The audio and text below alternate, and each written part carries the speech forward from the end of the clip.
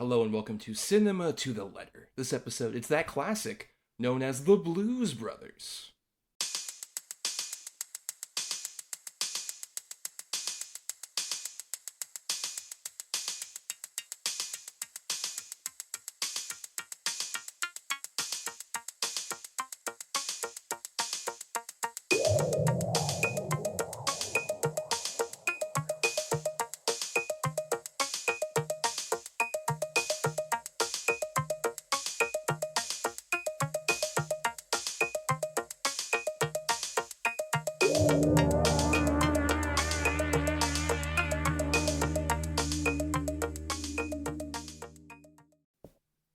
On Cinema to the Letter, we break down the very nature of cinema, letter by letter.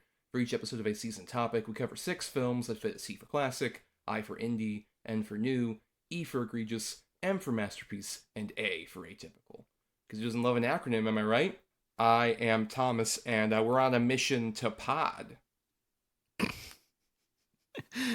Oh, hello. I'm Bryan. I do like to think we are on a mission from God with our podcast. Personally, I don't know how you feel about that, but that's what I'm taking from this. I mean, how many times are we gonna get slapped with a ruler though by the penguin for how we talk like sailors on this show? Yes. But welcome everyone to the official kickoff of our SNL vehicle season.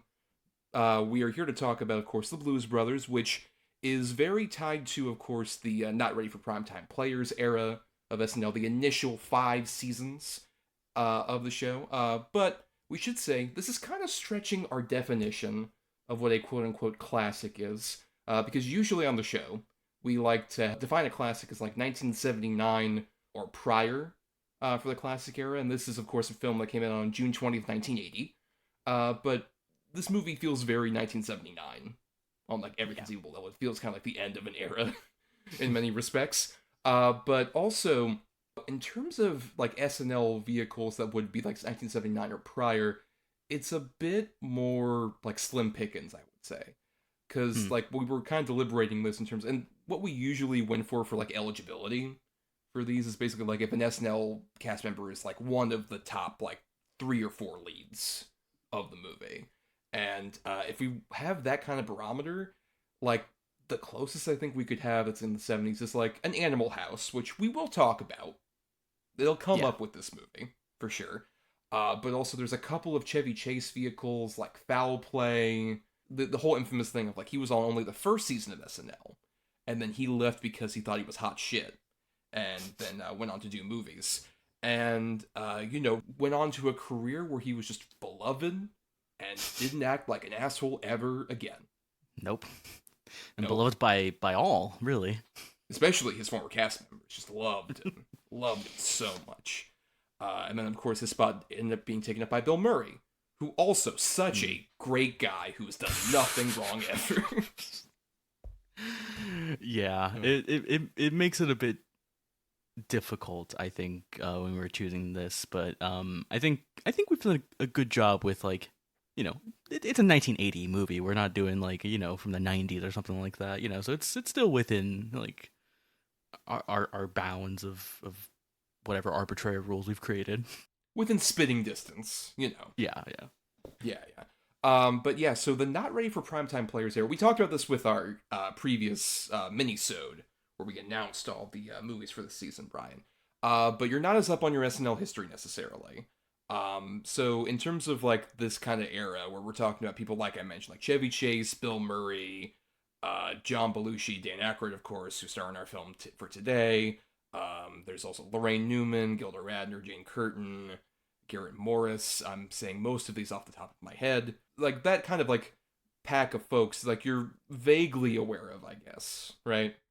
Yeah, I think they, for most of my life, represented like what I would call like classic form of modern comedy, right? This is kind of the way I've been viewing a lot of like SNL, and this is kind of my way of like, as a like, not to brag here, but like as a younger person who like, trying to kind of get into these movies, I view it as like this is kind of where a lot of like modern comedy starts. It seems is SNL and a lot of these cast members, and most of them I know just through like watching movies, right? Like Bill Murray is someone I know obviously from like obviously from like the Wes Anderson stuff, but just, watching a ton of other stuff. Mainly the way I would know a few of these guys would be like Ghostbusters, which I think is like, I have seen all those movies.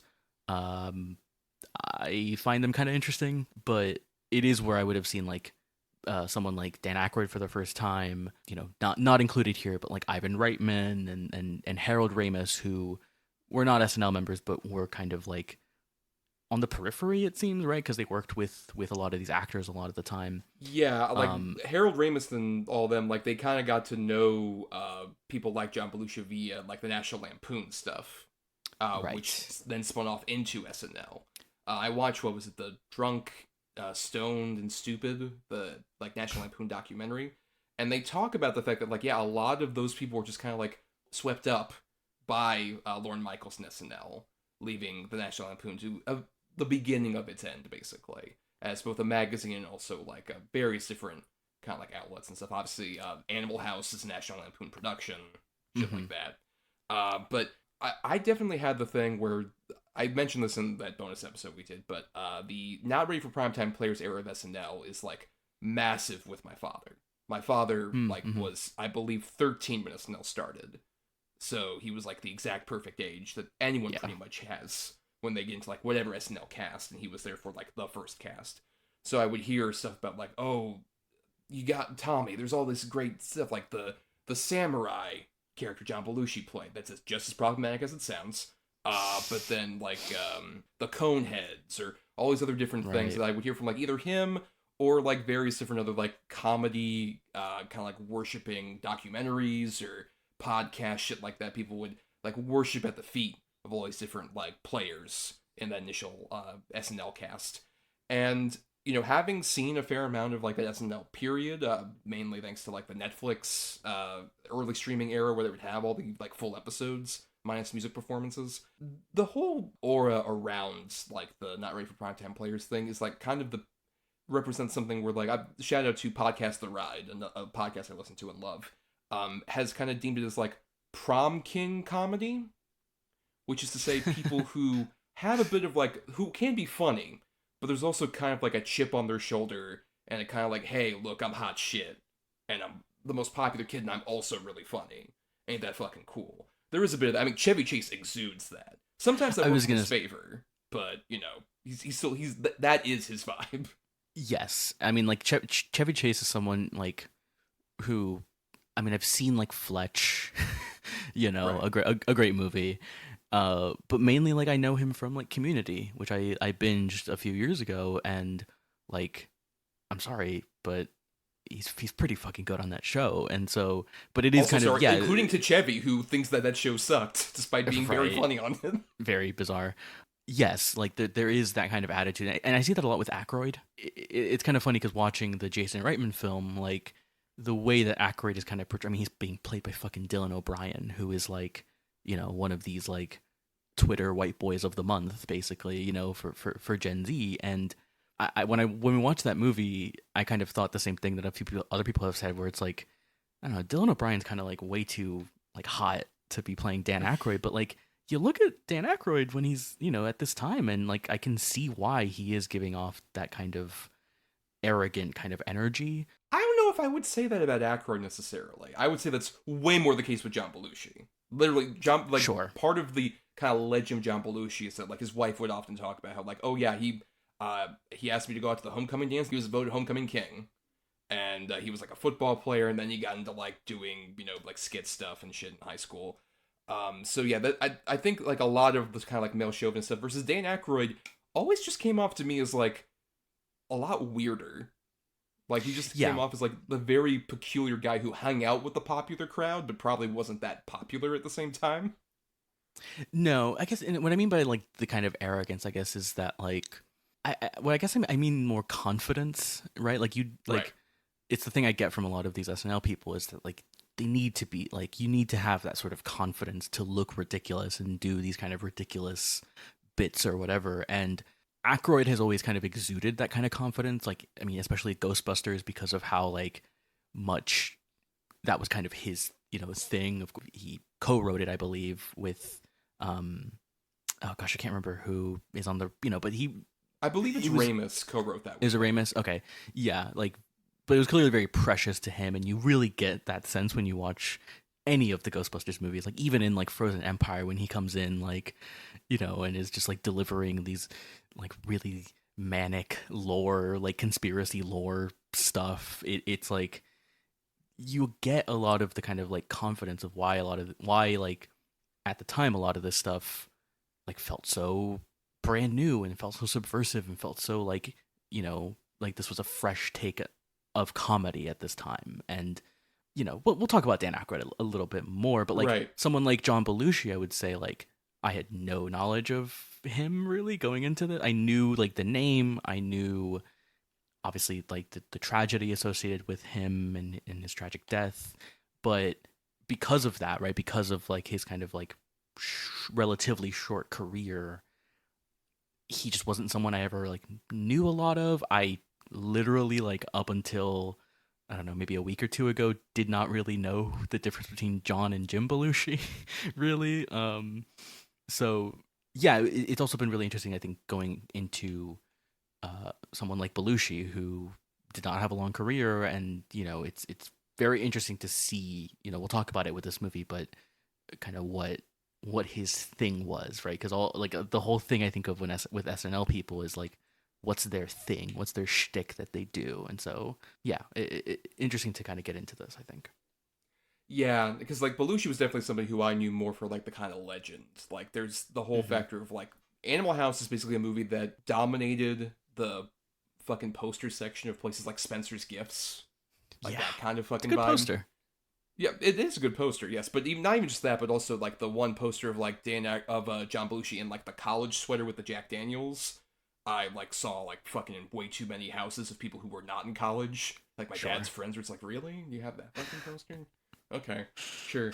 But yeah, it is weird how like he obviously like was very popular in SNL, and his movie career is literally just Animal House, then Goin' South, which is the weird movie that Jack Nicholson directed, the comedy western. Then the Paul Schrader penned movie Old Boyfriends, starring Talia Shire.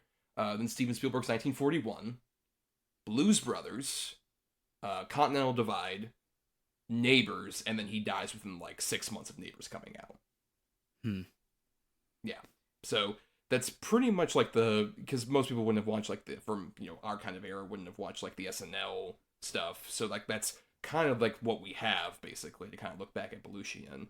And there is just this weird thing where like it's also a thing with like Chris Farley and some other of the folks who like tragically died young. There is that kind of weird thing of like how much of this is just like reverence for somebody who was great, who was like beloved, and maybe how much of that is legend necessarily because of their tragic demises kind of thing. And I there is that I was going into this like most of the research I did was like looking back at some like the old Belushi stuff, and I think Belushi had like an incredible energy that's very much on display, but it really takes a certain kind of force to guide it, because if it isn't guided that well, you get like his performance in 1941, which is like completely unhinged and manic and also just not generally funny. Yeah, like I had seen 1941 like years ago. It's been a very long time since I saw it, but it did not give me a great kind of indication of what Belushi was like kind of at his peak, right? Because that movie is bad, you know, but yeah, I think this is the thing though with a lot of SNL people we have to kind of like keep in mind though is that like they need to be well deployed by like a director, by a writer, you know, by the people around them. And I think, you know, we'll get into this with a lot of other SNL members, but you can have a great SNL member who's funny, but if you don't have the right director, if you don't have the right people around them, it just doesn't work. Which I think, yeah, will be interesting, I think, down the road as we get further along. But yeah. Yeah. But you know, let's jump into it. Let's jump right into the Blues Brothers. You'd better get bright, pal. We got a show to do. Then we got to figure out some way to collect that gate money. Get it to the Cook County Assessor's office as soon as they open in the morning. Joliet, Jake, and Elwood Blues.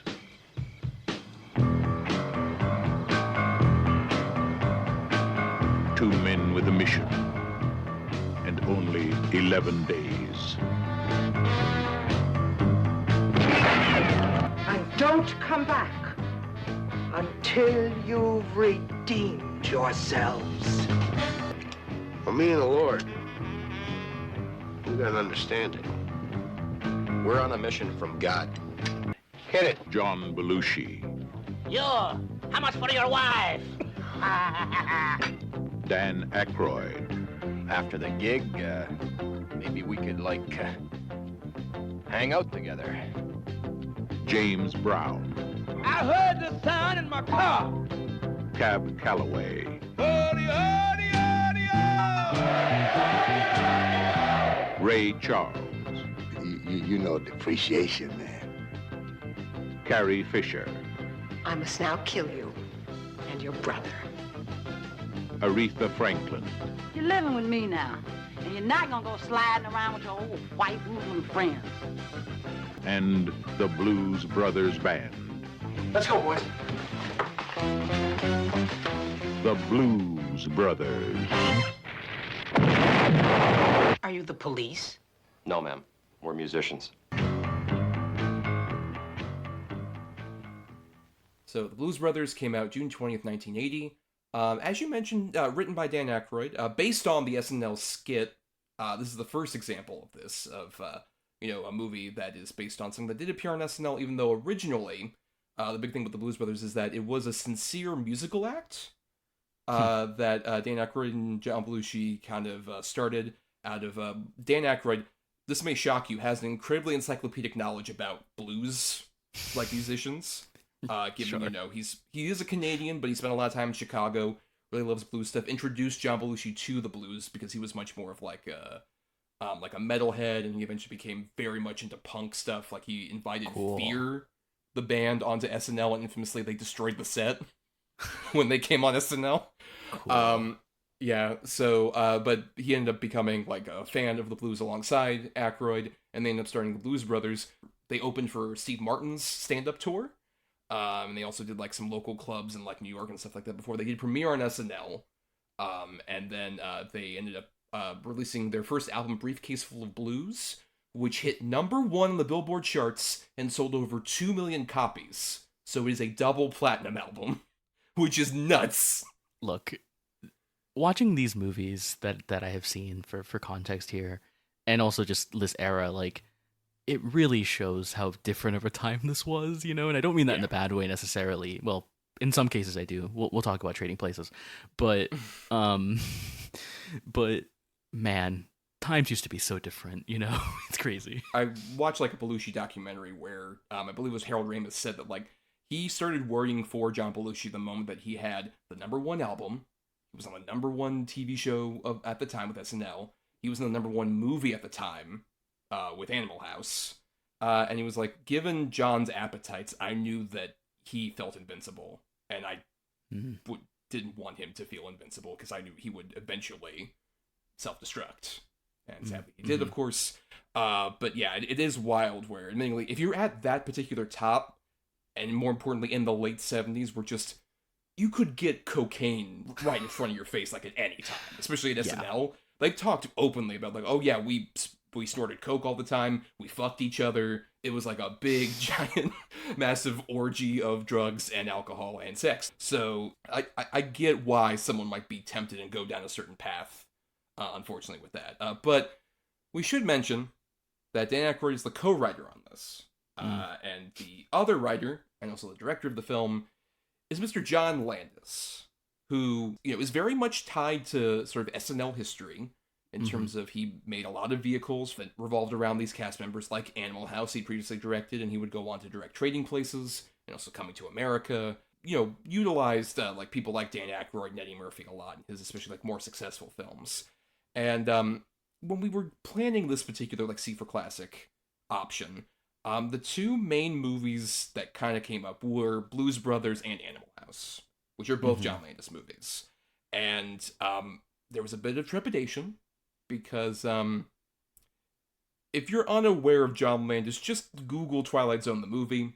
Yeah. We're not going to talk about it that much here. We don't want to be a massive bummer. And also there's so much like fucking bullshit legality stuff with that fucking Yeah, whole, like, it will fallout of that.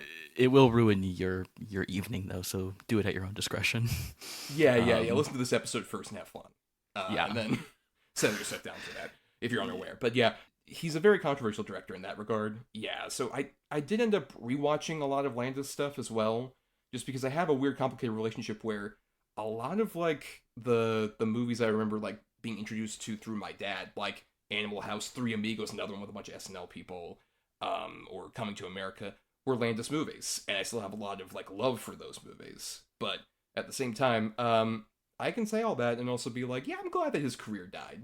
Yeah, it should have probably happened earlier, you know? Yeah, I mean, if anything, not just for the crimes, but just the people he's put out into the world, namely his son, who is also a scumbag piece of shit. I'll say the crimes he was acquitted of legally.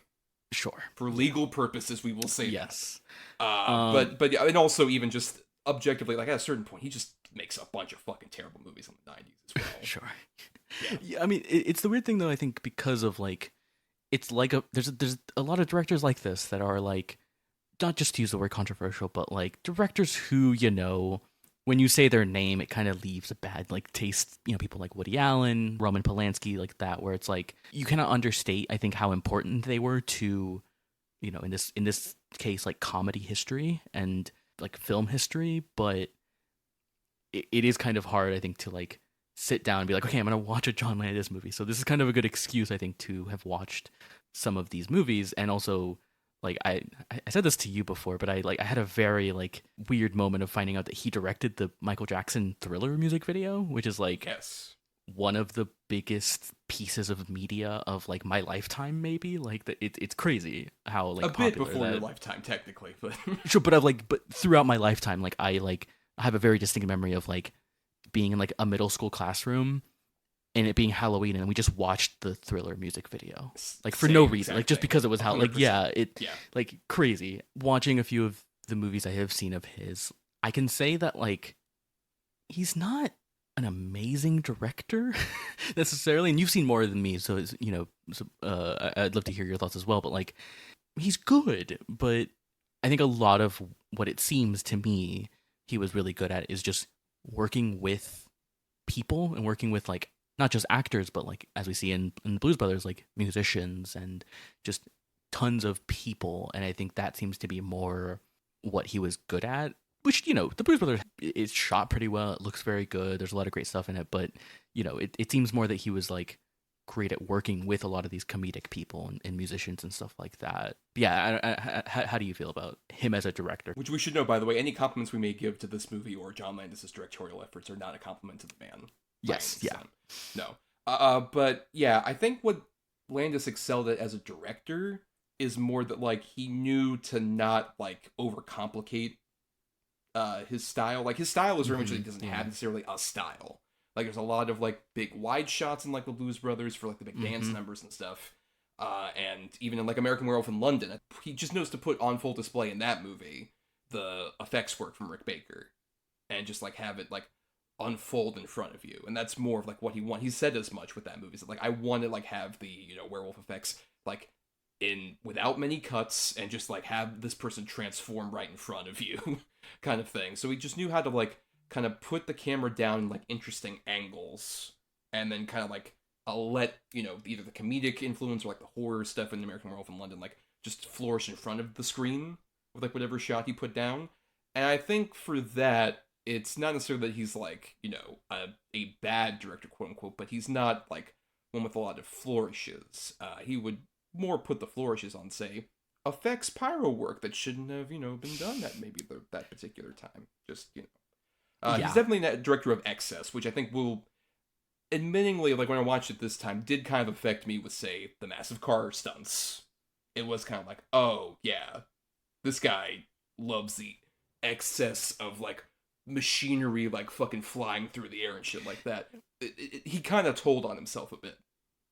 You know? Yeah, I mean, especially with something like Animal House, which is like is very crass and vulgar and like, you know, has a kind of excess in terms of like all the pranks and just kind of, you know, the hijinks and all that stuff. Which I agree with you though, like the sort of like sense of like, we're just gonna do this in a wide shot and just let you watch all of this is, I think, it's not very like exciting to watch all the time, but I think that does let like a lot of the players here, like Belushi and Aykroyd and in Animal House, like all of the kind of like cast of that movie, just kind of do their thing, and it really lets, I think, kind of frees it up a bit more, I think. Although, like, speaking to the kind of excess, like, there's some pretty great, like, kind of excessive and chaotic chase sequences and stuff in this movie that is, like, kind of really impressive and really, like, amazing to see in some cases. Yeah, and I'll say this much, like, it's interesting when you contrast this to, we mentioned 1941. That is Steven Spielberg, I think, trying to make a John Landis movie ostensibly, in terms of just, like, we are, like, throwing everything at the fucking wall, seeing what sticks, we're just, like, blowing shit up, everything's going crazy. And I think Spielberg makes the mistake in that movie of being, like, too good a director, almost, for that kind of thing. Yeah. Where it's just, like, we need to have, like, the most giant, like, camera effects and, like, all these, like, giant fucking, miniatures and all this other shit, and we have to, like, have it shot in, like, this big, massive scope, even though there's, like, not a lot being said there, versus the Landis style of just kind of, like, let's see it unfold in front of us, and we'll, like, have a couple different angles on it. I think, like, works better for something like that, and I think that's why, like, this is one of many examples to me of, like, a movie that is in the vein of, like, It's a Mad, Mad, Mad, Mad World, the 60s movie, the Stanley Kramer film, which is, like, 3.5 hours of basically, like, comedy stunts with, like, airplanes and cars and all this other shit blowing up. It's very much a comedy of excess that, like, these guys clearly grew up watching. And there are a lot of different movies that try and evoke that kind of style, and I think most of the time it ends up becoming, like, a barrage of noise, like 1941, versus, like, there are quiet moments in The Blues Brothers. He knows when to keep it quiet, so then when things explode, it's, like, funny.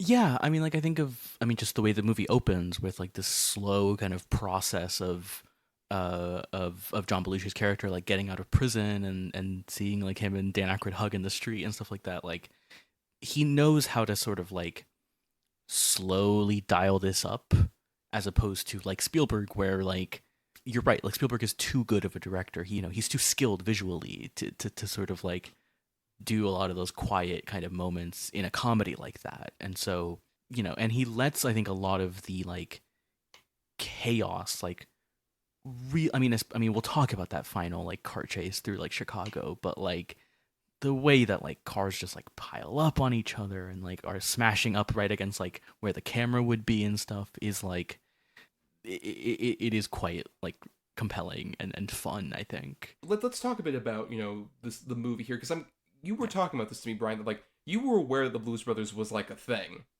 but you had no idea the extent of, like, what it was as a thing, and were you surprised by what you got?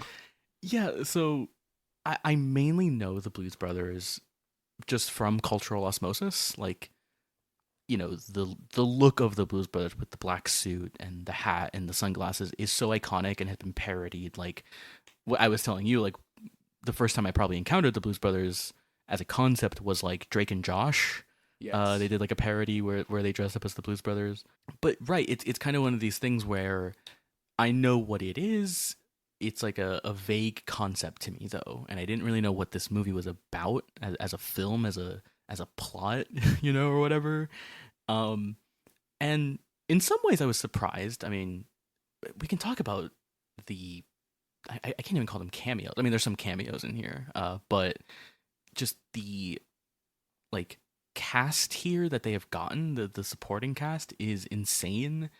And I think this makes more sense to me as, like, I get what this movie is about and is trying to do, and it feels like a really big template for not just, like, the SNL vehicle movie, whatever you want to call that, but just, like, how you turn something that was previously a sketch into a movie, right? Which, like, my example I always think of is something like Ron Burgundy, right? The Will Ferrell Anchorman character.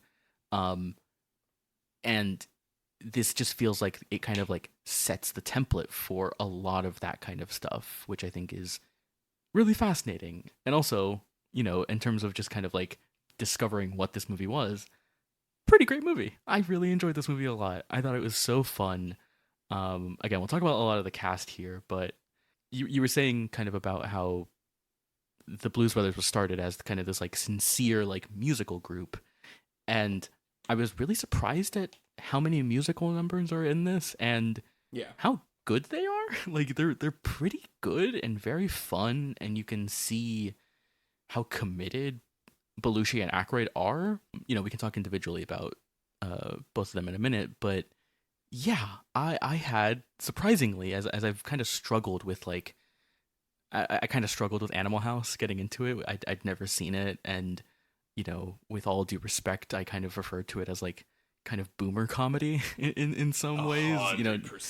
You know, not just in terms of like, oh, this has aged really poorly, but it feels like a lot of, you know, a lot of the jokes that movie makes, and some of the jokes this movie has, feel like the first time that anyone had ever made a joke like that, and we've gotten kind of like iterations on that kind of joke since, if that makes any sense. You know, like it kind of like when you listen to like early punk, like early like proto punk, where you're like, this isn't great, but like I understand that we had to like, it was a stepping stone to sort of get to modern comedy.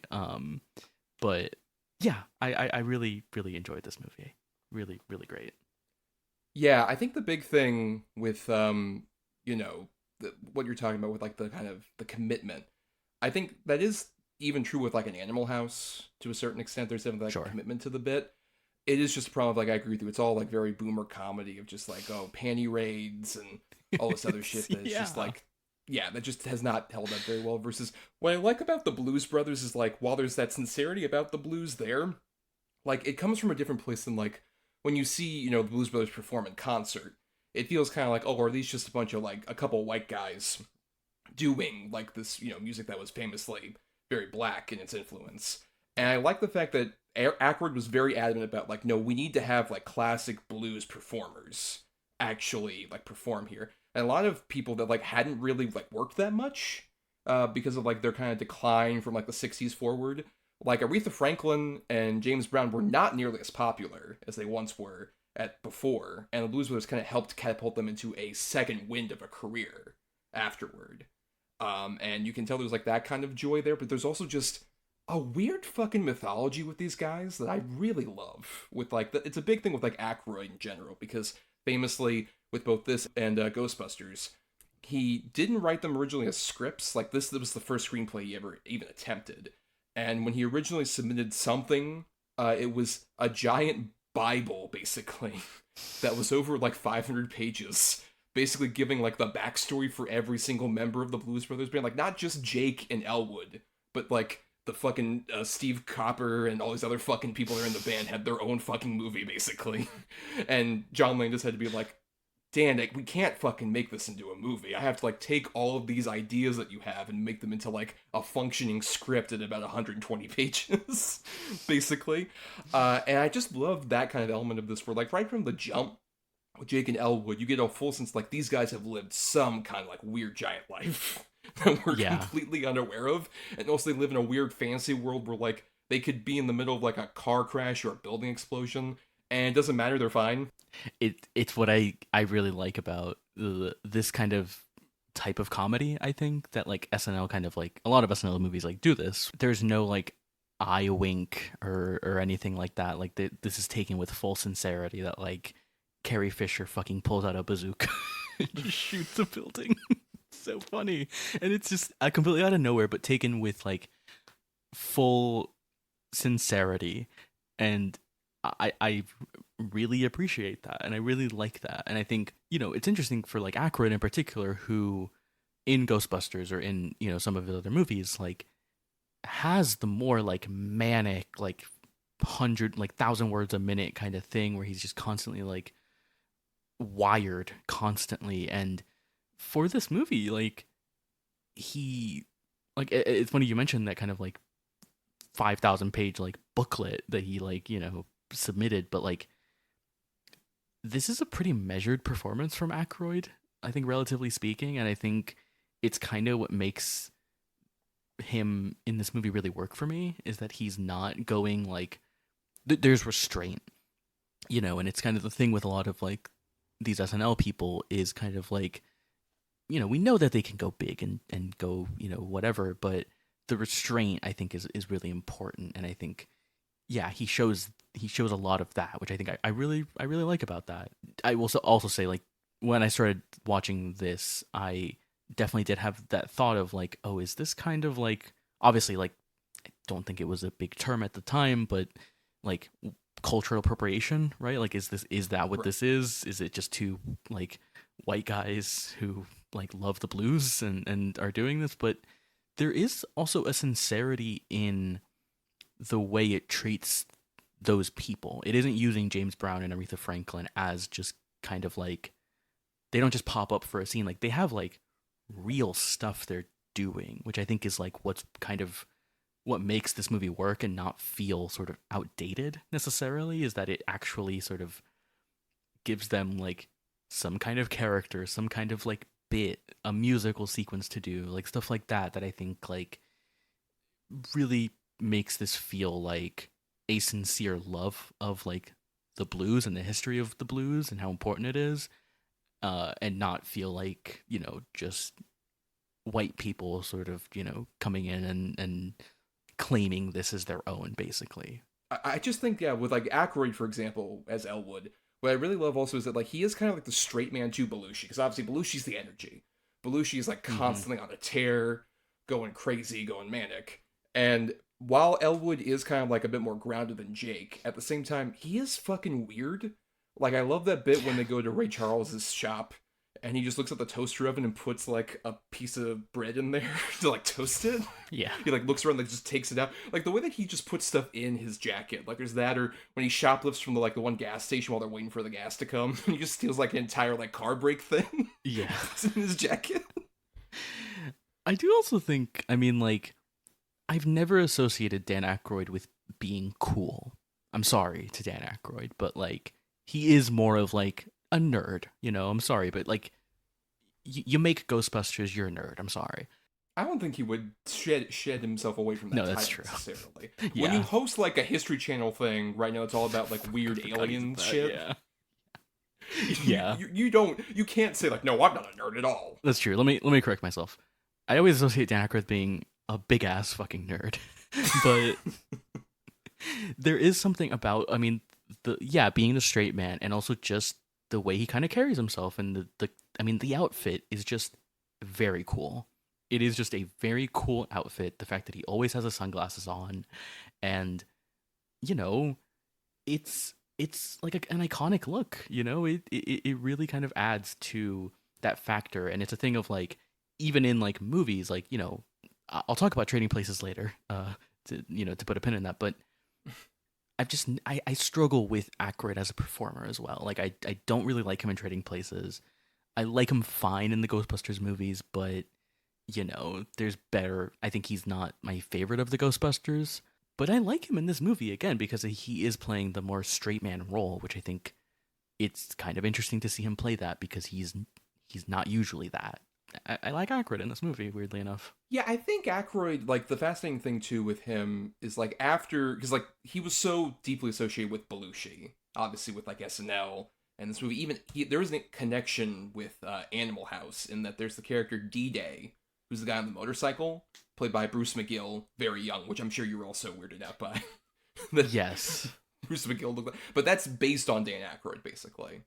Like the kind of like the love of motorcycles. Okay. I find Dan Aykroyd very comforting, weirdly, as a performer. Mainly because like he would have like, this partnership with Belushi, and then after Belushi dies, his career kind of like hits a weird standstill until Trading Places, which helped kind of catapult him to a certain level. And then I think just after that point, I've really liked how he settled into being just like a weird character actor guy. Beyond like even Ghostbusters, like I like him a lot in Sneakers or Grosse Pointe Blank, where he's just kind of like a weird spice to add in. Even like if you like this movie, you might like the movie Dragnet, which is based on the TV show that stars him and a very young Tom Hanks, where he's basically like, this character is very much based on, in Dragnet there was the I forget, it's like Detective Weber or something. I didn't watch that show that much, but Like, the Elwood character has a lot of the same vibes. He's basically playing Elwood, like, teaching young Tom Hanks how to be, like, a detective in that movie. It's not, like, a great movie, but if you want that kind of vibe of Aykroyd, it's very much on display, I think, in something like Dragnet. Or, you know, he'll pop up in occasionally in stuff like Tommy Boy or 50 First Dates.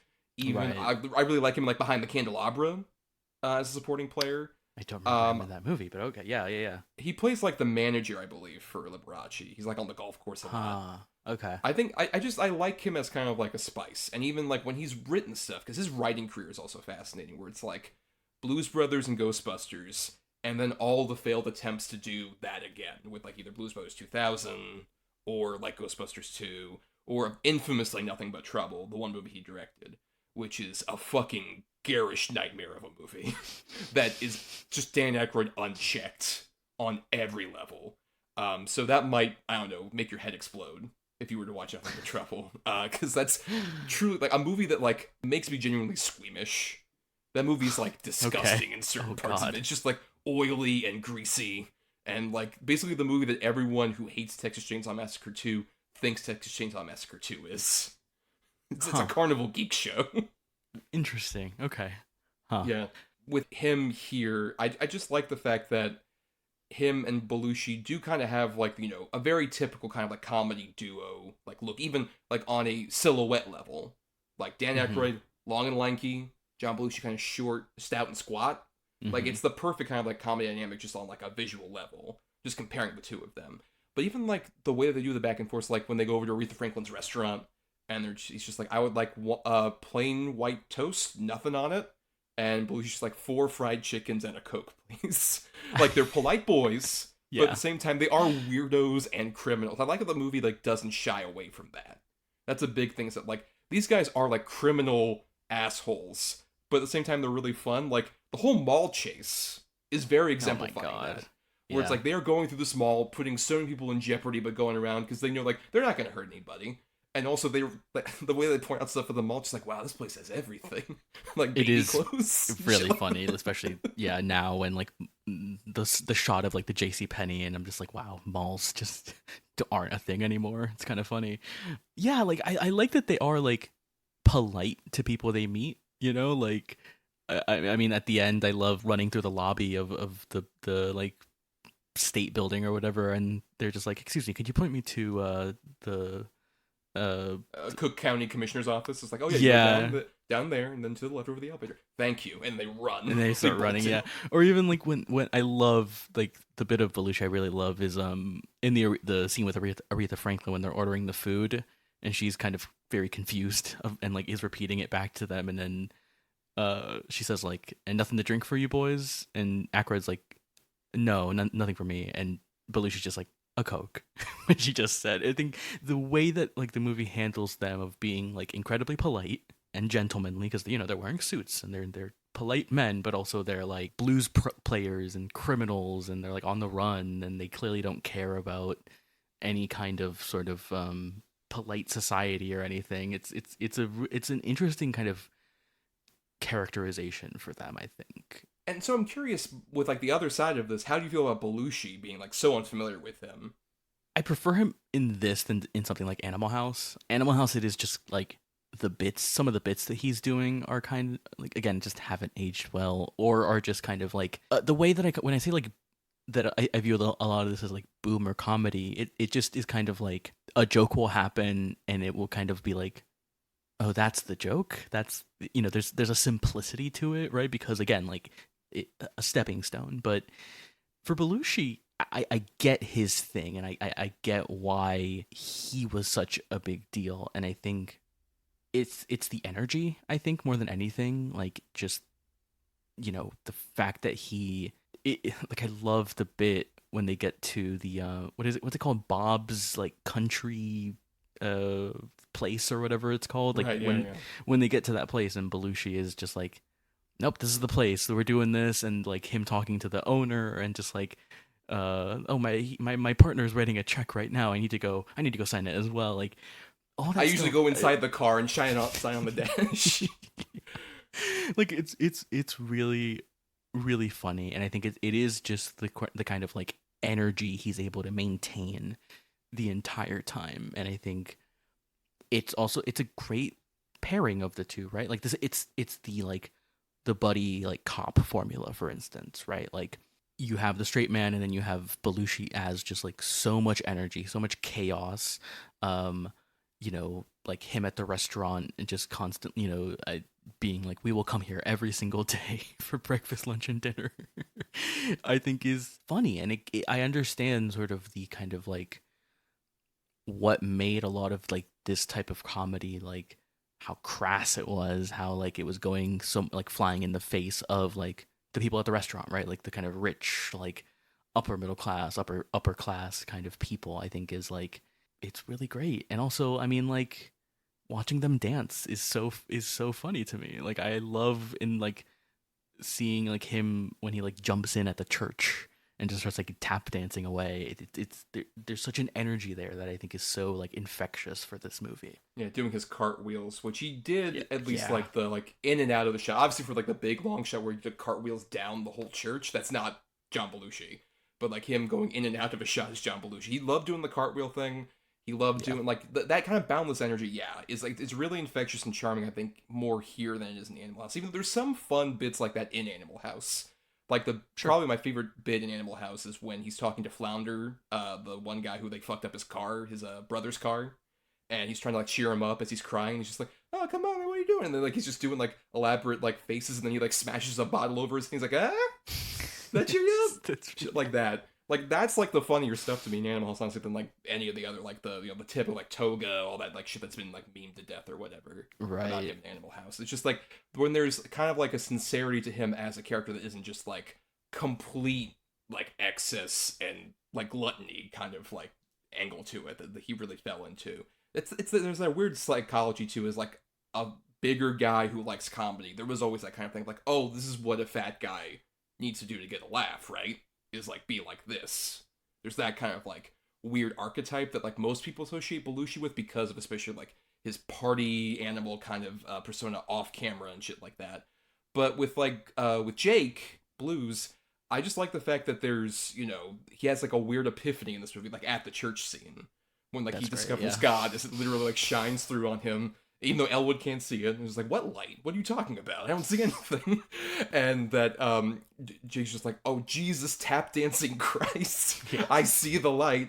And like him and then doing the dancing, all that other stuff. There's a weird sincerity about him, like, oh, he has a mission. Like this movie has such a simple getting the band back together plot, which I think this might be the first example of that. I was gonna say, like there's I can't think of like a lot of earlier examples of that. But I like the structure of this movie of just like, they get out of prison, they end up with the Penguin, played by Kathleen Freeman, who's great.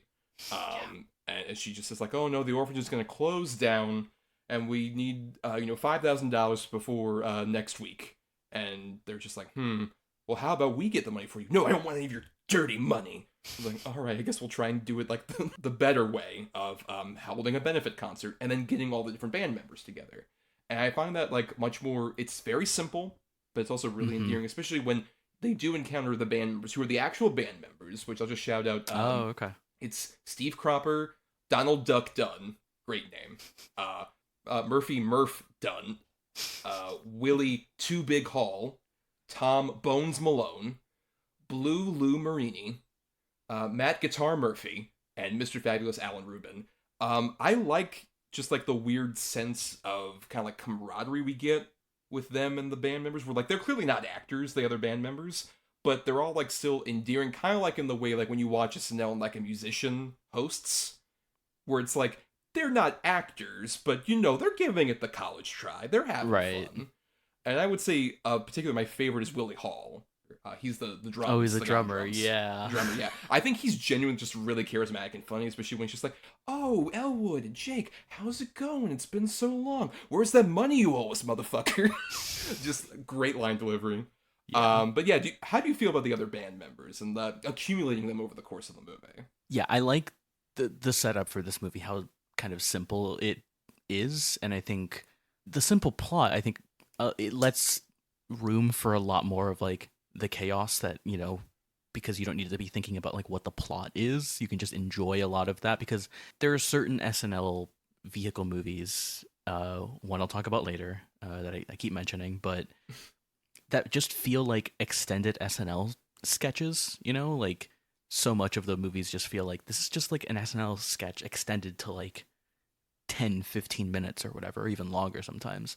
And this movie doesn't necessarily have that, weirdly enough, even though the plot is like simpler. I was trying to figure out kind of the balance there, because it doesn't feel like an SNL sketch extended, even though it kind of has this like episodic kind of like we go here and then we go here and then we go here kind of structure. I do like, who's the guy that they meet at who's working at the restaurant, basically, that like they he's like the maitre d'. Yeah, that's the trumpet player, Mr. Fabulous. I really like him, particularly just for his reaction after, like, he's like, fine, I'll join the band, and then he just like sits down and like fucks with like the champagne bottle and like shoves it into the into like the ice box or whatever. Yeah, like, yeah, I like him, especially when he's on the phone with somebody and they come in and you're like, oh wait, I thought you guys got 5 years. It was 3. Yes, it was 5 years. Oh no, not you, sir.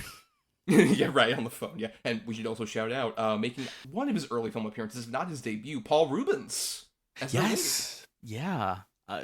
Very surprising, very fun to see him.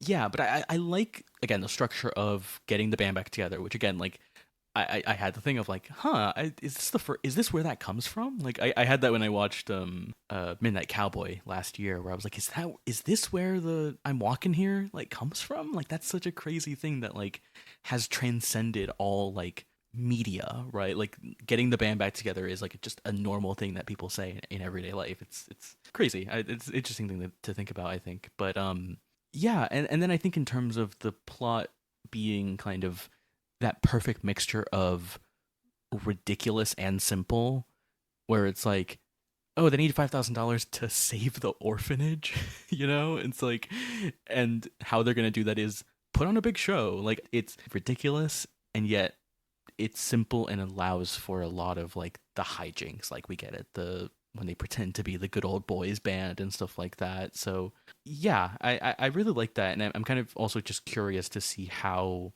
these SNL vehicles, like, a lot of them are not very simple, you know, and a lot of them kind of become very complex, or maybe too complex. And like, a thing I will say about this movie, although it doesn't ever get complex, it's very long, I will say. You know, I generally I have a rule of like, I don't think like studio comedies of this vein should be longer than like 100 minutes, but like 2 hours, I guess, is like max.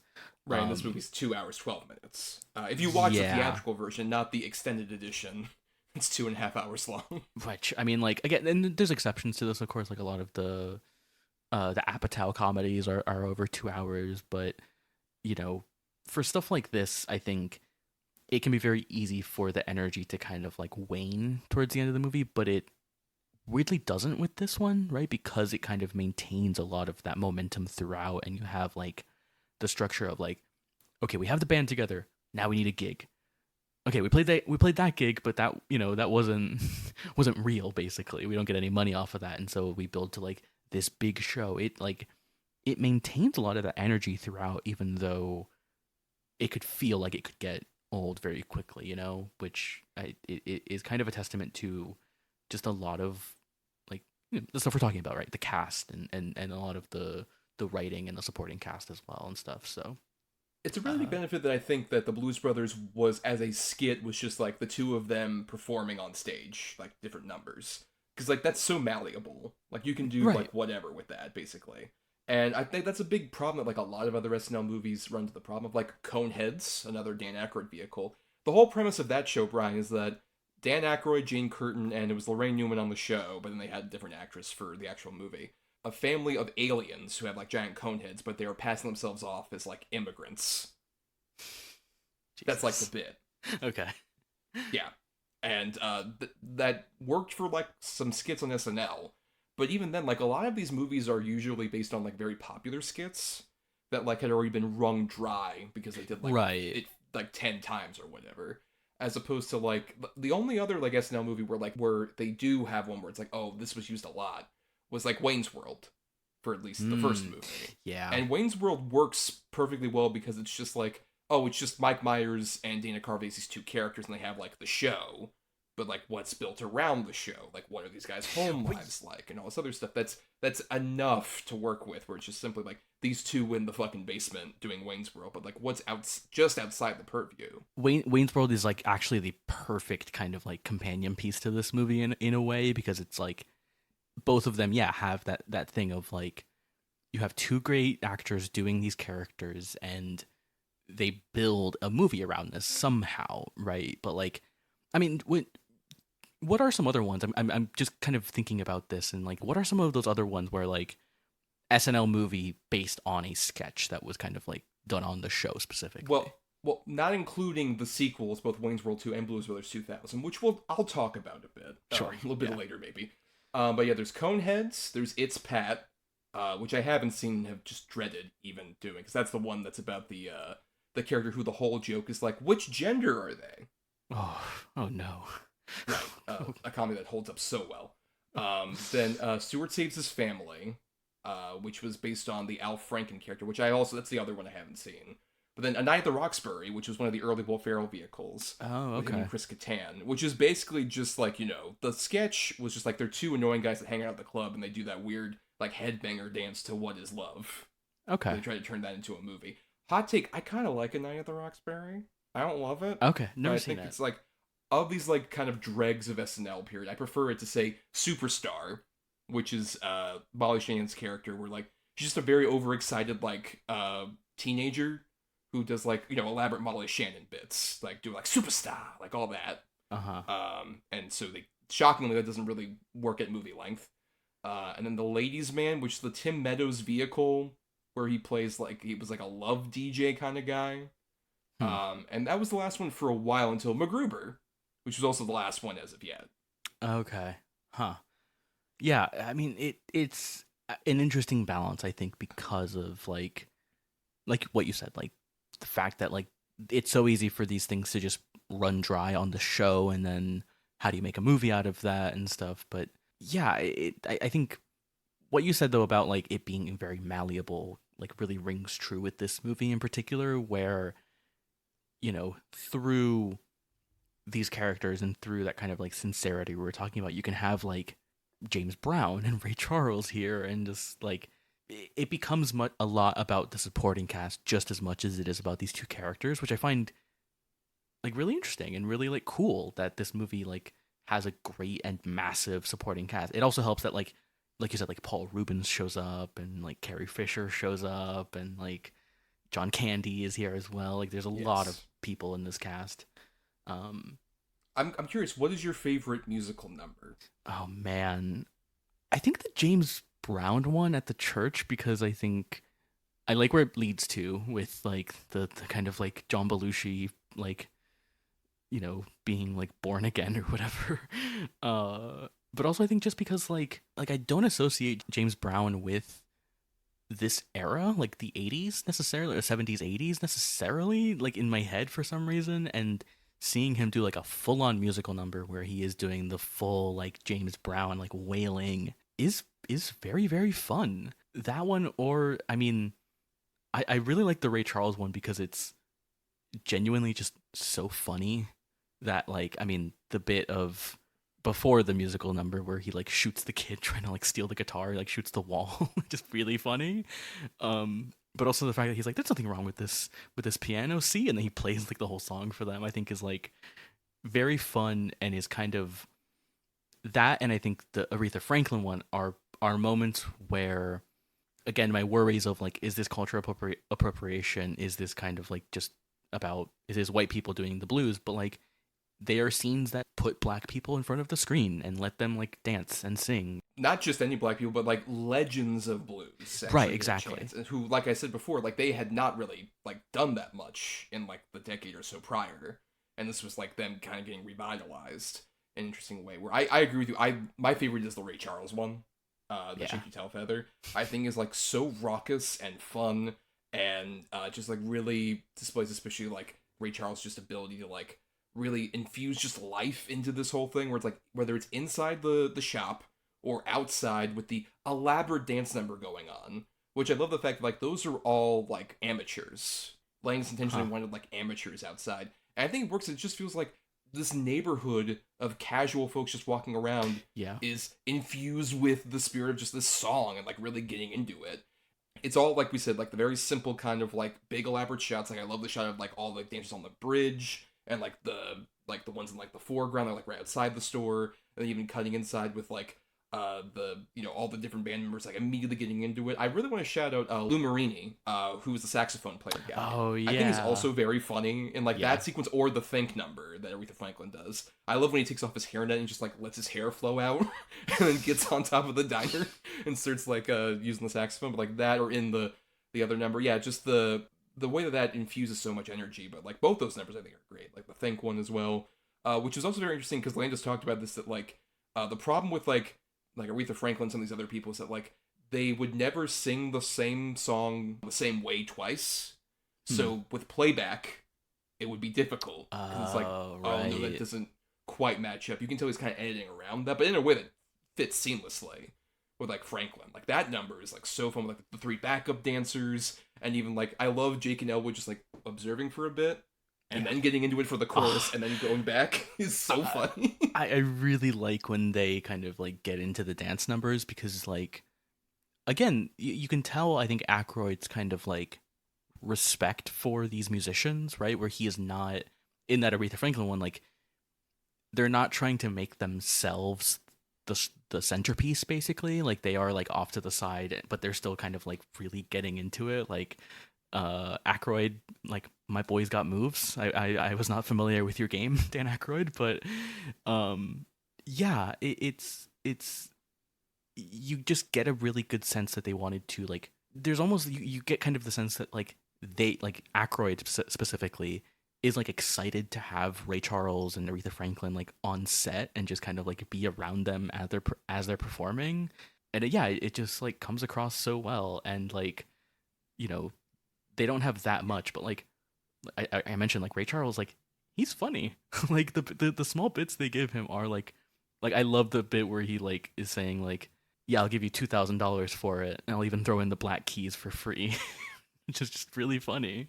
The button on his number 2 where it's just like, as per usual, I will be taking an IOU, I assume. Oh, yes. Is really funny. And shout out, by the way, the little boy you were talking about, the guitar thief. That is Devereaux White, who would later go on to be Argyle in Die Hard. Oh, wow. Oh, my God, that's really cool. Huh. Yeah. But at the same time, like, I like that with, like, the Blues Brothers themselves. Like, they know when to sit off to the side, when to come into a number, but also when they do have, like, numbers to themselves, they know when to make, like, stuff just funny, but also have, like, genuine skill, like you're mentioning. Like, the scene at the country western bar is so fucking funny. Yeah. Just like, oh, we don't know country western shit. It's like, Rawhide? Sure, yeah. Which is a joke that, like, we don't really know, because, like, that was the theme to a TV show. It went right over my head. Right, yeah, that's just the whole bit. It's like, oh, it's a country western bar. Let's play this one theme song for a TV show. And just, I love that it kills, and the fact that, like, they have the whole chicken wire setup with, like, them throwing the beer bottles at it. So and I funny. love that, like, whether they're being booed or cheered, they're still having beer bottles thrown at them, and they're being covered in glass and wire and shit. I think it's, like, so funny. And then leading into, of course, Stand By Your Man, which is also just, like, incredibly funny.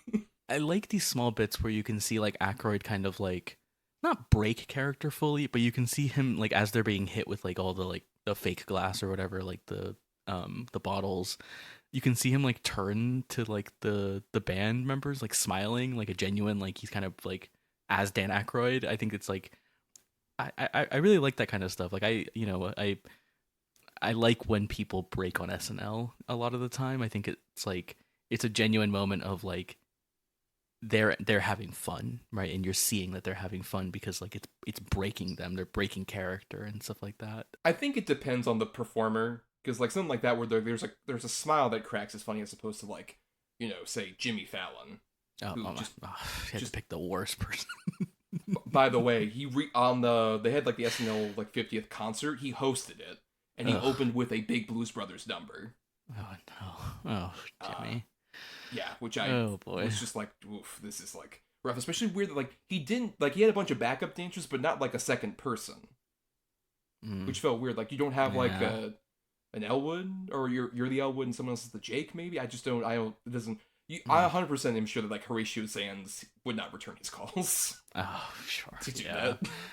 But yeah, it's just something like that really shows the fact that like you have to have somebody who's like a genuinely good performer and like at the right exact time do it, like with Aykroyd and Belushi. Like during that like big final number when they do like Sweet Home Chicago, Everybody Needs Somebody.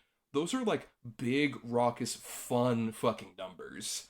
And the way that especially Aykroyd is like bending his knees in wisdom, like that motherfucker probably has knee problems now. Because that's like insane the way that he's bending that shit like on the fucking like concert floor and shit.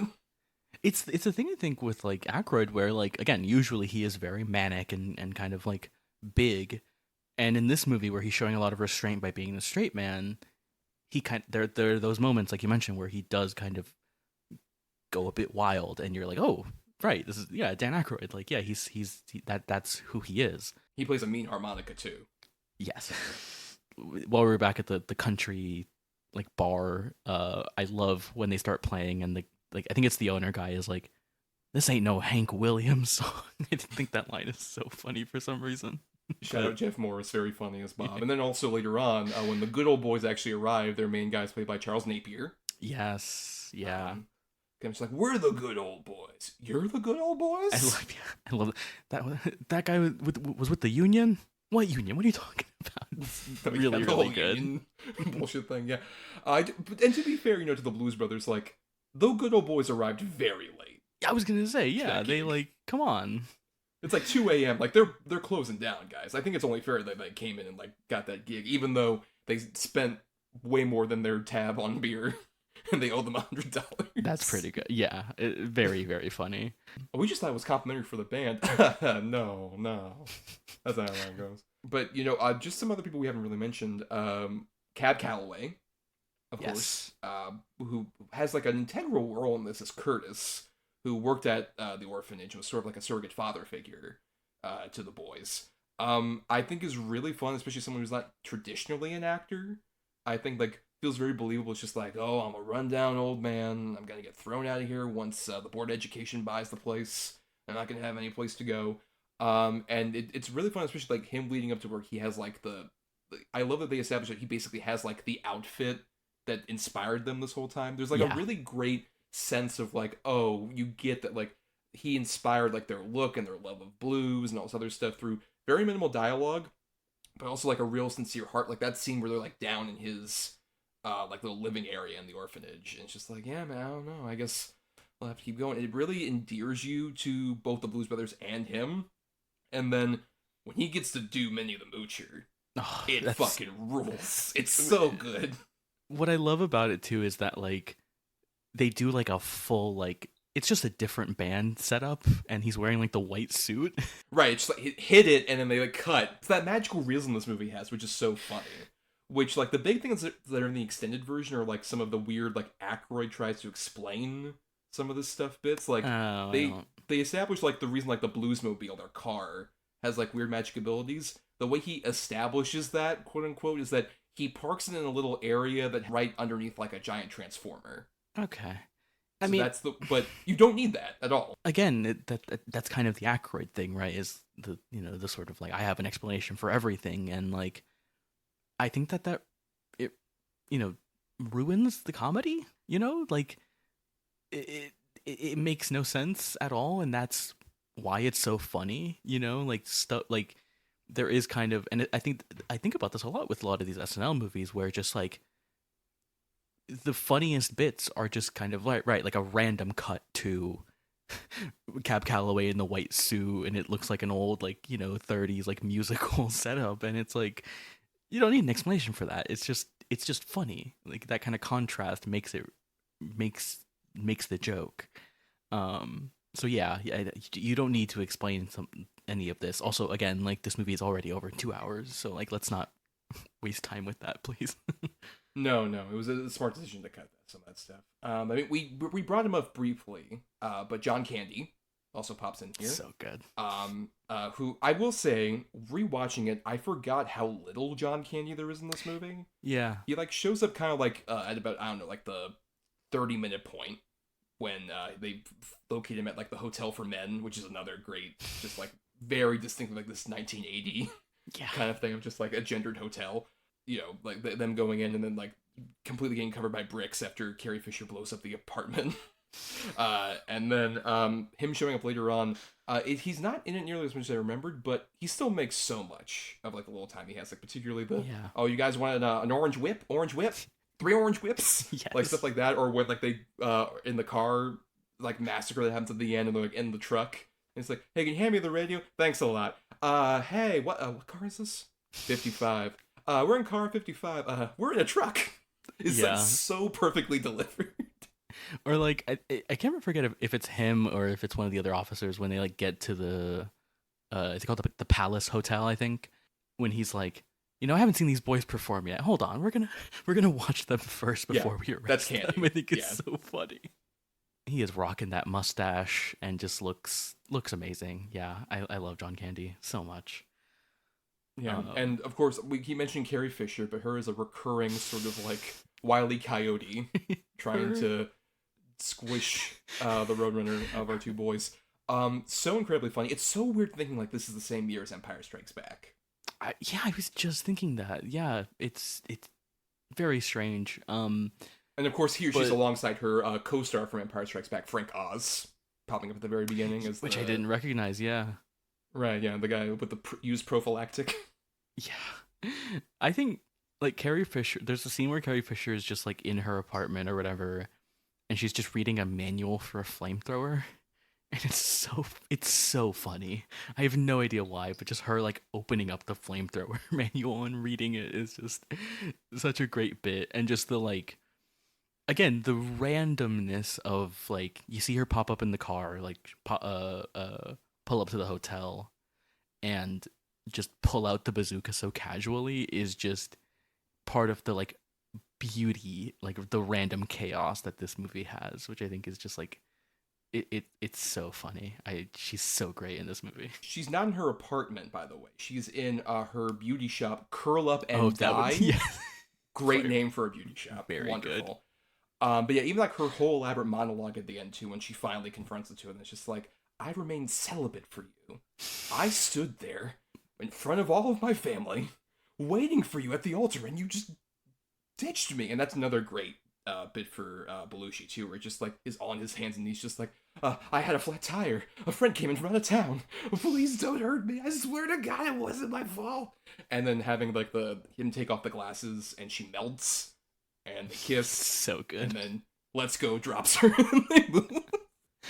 Yeah, and I mean, fucking Carrie Fisher with an assault rifle is just such a funny image, like to me, like her just like trying to kill them, right? Like the Wile E. Coyote thing is a really good comparison. Like it's just so funny, and the fact that it is Carrie Fisher who, right? Like it's like Star Wars era, like, you know, as Princess Leia it makes it like even funnier somehow. I think especially interesting when you consider the fact that like later on in her life she was much more well known for her comedic abilities. When Graham and Sally and other stuff like this feels like the first like stab at her being able to do like actually funny things instead of just being like, I'm Princess Leia from the Star Wars movies, or at that time she was more famous even for like being Eddie Fisher's daughter, who was like a musician from around that time. She kind of had that, and also Debbie Reynolds obviously being her mother. She kind of like had that over her, and then Star Wars, and then this, and then all the other comedic stuff allowed her to like really branch out. Yeah, which in hindsight is not as surprising though, because even if you watch Star Wars, like she's really funny in those. I mean, obviously, like, you know, when she yells at her and Harrison Ford, like in Empire Strikes Back, like those scenes are like they have so much chemistry, and also like she is just so funny, like insulting him or just like whatever. So yeah, it's not as surprising, but it is like, as someone who mainly knew Carrie Fisher from like Princess Leia, it is like still kind of like jarring in a way to see her in so many like comedies. But like, yeah, she fucking rules. She's great. She's so funny. I mean, look, aren't you a little short for a stormtrooper is the funniest line in Star Wars. Yes. Oh, except of course, like, we're fine. How are you? That might be but that's a close second, Carrie. Don't worry about that. But yeah, I mean, other people that show up. I mean, there are just like certain people who just like pop up for a second, like another blues legend, John Lee Hooker, showing up doing like boom, boom, boom, boom. Amazing. Just like as like a throwaway like transition, basically. Just having this guy be amazing here. Or with Stephen Williams, who is one of the other like trooper guys that are like chasing the Blues Brothers around most of it. Yes, he's who great. you might remember from Jason Goes to Hell the Final Friday. He was like the bounty hunter guy chasing Jason. Yes. Yeah. Yeah, I love that bit when like they're behind the billboard and they see them go by. It's like, I think that's them, and then they immediately run into the good old boys. It's like such a funny bit, and then like I'm just like, you guys are in a lot of trouble. Like has the gun straight at them. Yeah. Oh man. Well, I mean, there is one cameo we haven't mentioned. He is at the end, of course, but we have already mentioned him. But Steven Spielberg shows up. Yes. Which I'm sure you were delighted, because I made sure, like I said, like don't look up any of the cameos, Bryan. Yeah, and like I knew like James Brown and Ray Charles and Aretha Franklin were in this, but like genuinely so like giddy to see Steven Spielberg in this, and like also just weird because like this would have been, I don't know if, I guess this would have been shot pre-1941 or after 1941, but around the same time, because Landis also has a similar kind of small role in 1941. Right. Really great though, really funny. Rocking that mustache, really fun. Just him with the sandwich like half in his mouth, like, "Can I help you?" Yes, so funny. He's kind of perfectly cast as like behind like the desk dude, like perfect as like a weird bureaucrat, and also that shot of like, because that's after like the elaborate finale, which we need to talk about, but like that whole ending shot, right before like they do Jailhouse Rock, where like every gun is on the Blues Brothers, and you just see Steven Spielberg like far off in the frame, like looking around, like, oh, okay. Very funny. Someone else we haven't talked about, I mean, there's a whole subplot of this that has aged interestingly. Henry Gibson playing the lead of the Illinois Nazis, which is like one of the many people chasing after the Blues Brothers at a certain point. Kind of feels, a bit more righteous right now, doesn't it? Very strange. Like when it cuts to like this Nazi rally, I was like, oh, did Dan Aykroyd and John Landis predict the future of the United States? That's kind of interesting. And that is the part I think that feels the most like extended SNL sketch, like what I was talking about earlier. Like, right. It does feel like that, and yet you get like the bit of Illinois Nazis. I hate Illinois Nazis, and then they like throw them into the like river, which is genuinely just like amazing and hilarious. And for the record, that's the stuff I think is righteous. I want to make that very clear. The fact that these guys get punked the whole fucking movie.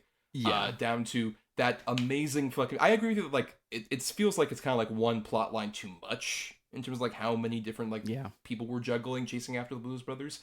But I think Henry Gibson's very funny. I think he's a very good character actor. And then that final bit with, like, them in the fucking red car trying to chase after the Blues Brothers. God. And then they end up, like, catapulting. I love this in the movie, too, that, so like, stupid. The cars, like, would, in theory, just, like, immediately fall over. But, like, that car, like, literally flies over Chicago. And then they literally drop a fucking Pinto from the sky, and you watch it fall. I mean, that's, like, real, right? Like, obviously, like, pre-CG. Like, that's crazy. Like, there's behind-the-scenes thing where you see them drop it, and then you look over at the actual car, and it is a pancake. It is just, like, so flat on the ground. I mean, like, I don't want to... We talk a lot about, like, oh, movies today, we're a bit boomers ourselves here, but, like, the car chase stuff in this movie is, like, so much destruction, and it's a kind of thing I really, like, miss about movies, is just watching, like, a bunch of cars just smash into each other, and especially, like, just... There's a few moments here that, like, I think really kind of, like, again, in that kind of like boomer of like, oh, they don't make them like they used to, like that bit with like all the cars and stuff like that, where it's like no CGI, obviously, we're just like destroying a bunch of like police cars, is so impressive. And also I think, I mean, again, the randomness of like, of course the physics wouldn't work this way, but it's so much funnier to have them be like at skyscraper level. Or like the Bluesmobile like flipping over That one. like over and over, and then like so landing like right on its wheels, and then just like moving right after that. Yeah, just that stuff is so crazy. Or just like the final performance at the Palace Hotel with like a massive crowd that is like a real crowd, you know. And we see so many movies, like whether it's like music biopics or just kind of like, you know, movies with concerts where like we have like CGI crowds and stuff like that, and it just looks so bad, and looks just to have this kind of thing, especially all the crowd work that they do, where like they're like, we want the show, we want, like, getting all of those people in that crowd to do that at once. There's like a real like it I don't know, it's quite beautiful to get like just that much kind of like crowd work and extra work like that, which, you know, is again lacking from a lot of like movies today, but specifically comedies as well. I like the way they use certain extras in this too, like the whole montage where it's like, oh, we're gonna have the show at the Palace tonight, but you can't do that. You have to like promote this thing. It's like, oh, don't worry, we can do a grassroots version of it. And they're in the Bluesmobile with the giant air horn thing, which I love that they show the shot of them like walking by the playground, like just the pole is there, and they cut immediately to on top of the Bluesmobile, and just going around like having the kids even do just like one night only, the fabulous Blues Brothers, stuff like that. It really helps you get into like the kind of like, oh, we're putting on a show and we're doing it for like the people of Chicago. Like you can tell it, like, given, you know, John Belushi was from Illinois, that like they really sincerely love Chicago as like a town, and you feel like it feels so immersed in like, we love this place, we love the culture of this place, we love like bringing all these people together to put on like a big show that celebrates the history of blues, which is so crucial to Chicago. It feels kind of like weirdly like a homemade kind of movie. Like, we made this in our hometown and we got everybody in town to be a part of it.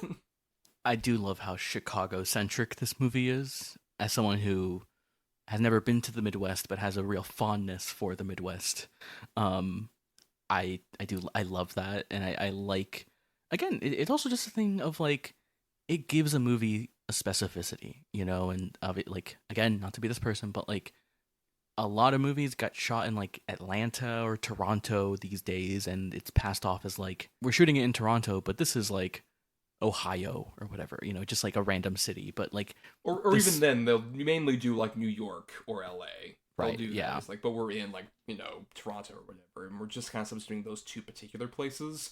I suppose, yeah, I agree. I love when a movie has a specificity even for a place I've never been to, but I just feel that sense, like whenever we do like have the guys going down, like you were talking about, like the elaborate car chases, that one fucking part of the chase where like all those cop cars are following the Blues Brothers down the big like L train, and they're going like literally 100 miles an hour, and just go all the way down like and they literally do like some French Connection shit too, where it's like from the point of view of the car is like it's really fucking funny. Bicycles and other things are like zooming by, and you're like tense, like, oh my god, like, are you gonna hit somebody? I'm also unfortunate like that near the end of this movie there's a lot of helicopters in the air, and you're like, oh no, not in the Landis production. Yeah, it is a thing, I think, with these, like, I think of like the mall chase scene as well, right, with the final scene as well, like the amount of destruction that we see there, and it's like, we just don't see it that much in movies. Like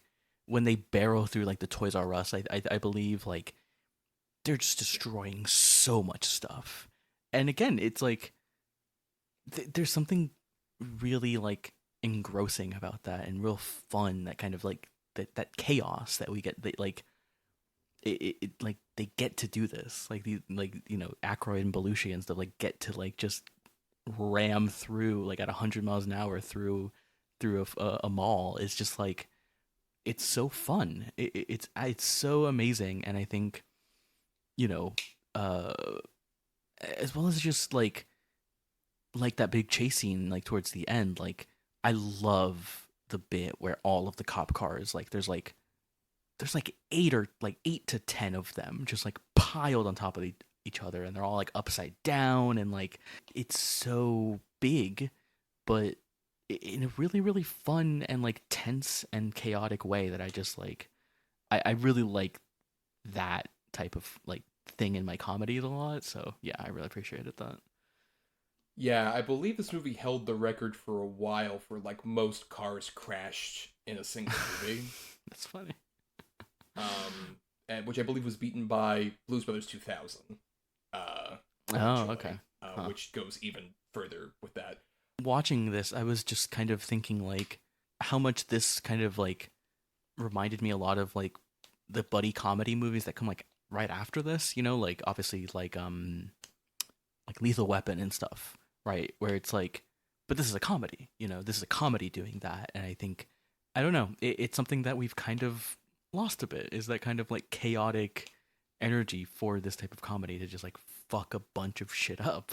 Yeah, it held the Guinness World Record for the biggest car pileup, which I believe was at 40 cars. Jesus. And then Blues 2000 broke that with 63. Oh my god.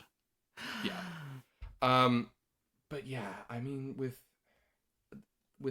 Blues Brothers, I don't know, we're heading toward the end here. I guess I think what I really like too about what you're mentioning with like, oh, the elaborateness of it, I just love that all this is once again over like these two dudes, Jake and Elwood, who, like, if you just saw, like, oh, they seem, like, I don't know, unassuming in general.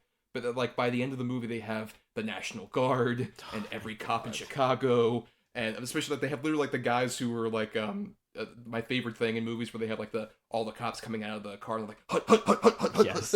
Like, rappelling so down the building. Yeah. Yes. Once again, and they're just, like, they cut to them, like, in the elevator, just, like, Girl from Ipanema, like, da, da, da, da.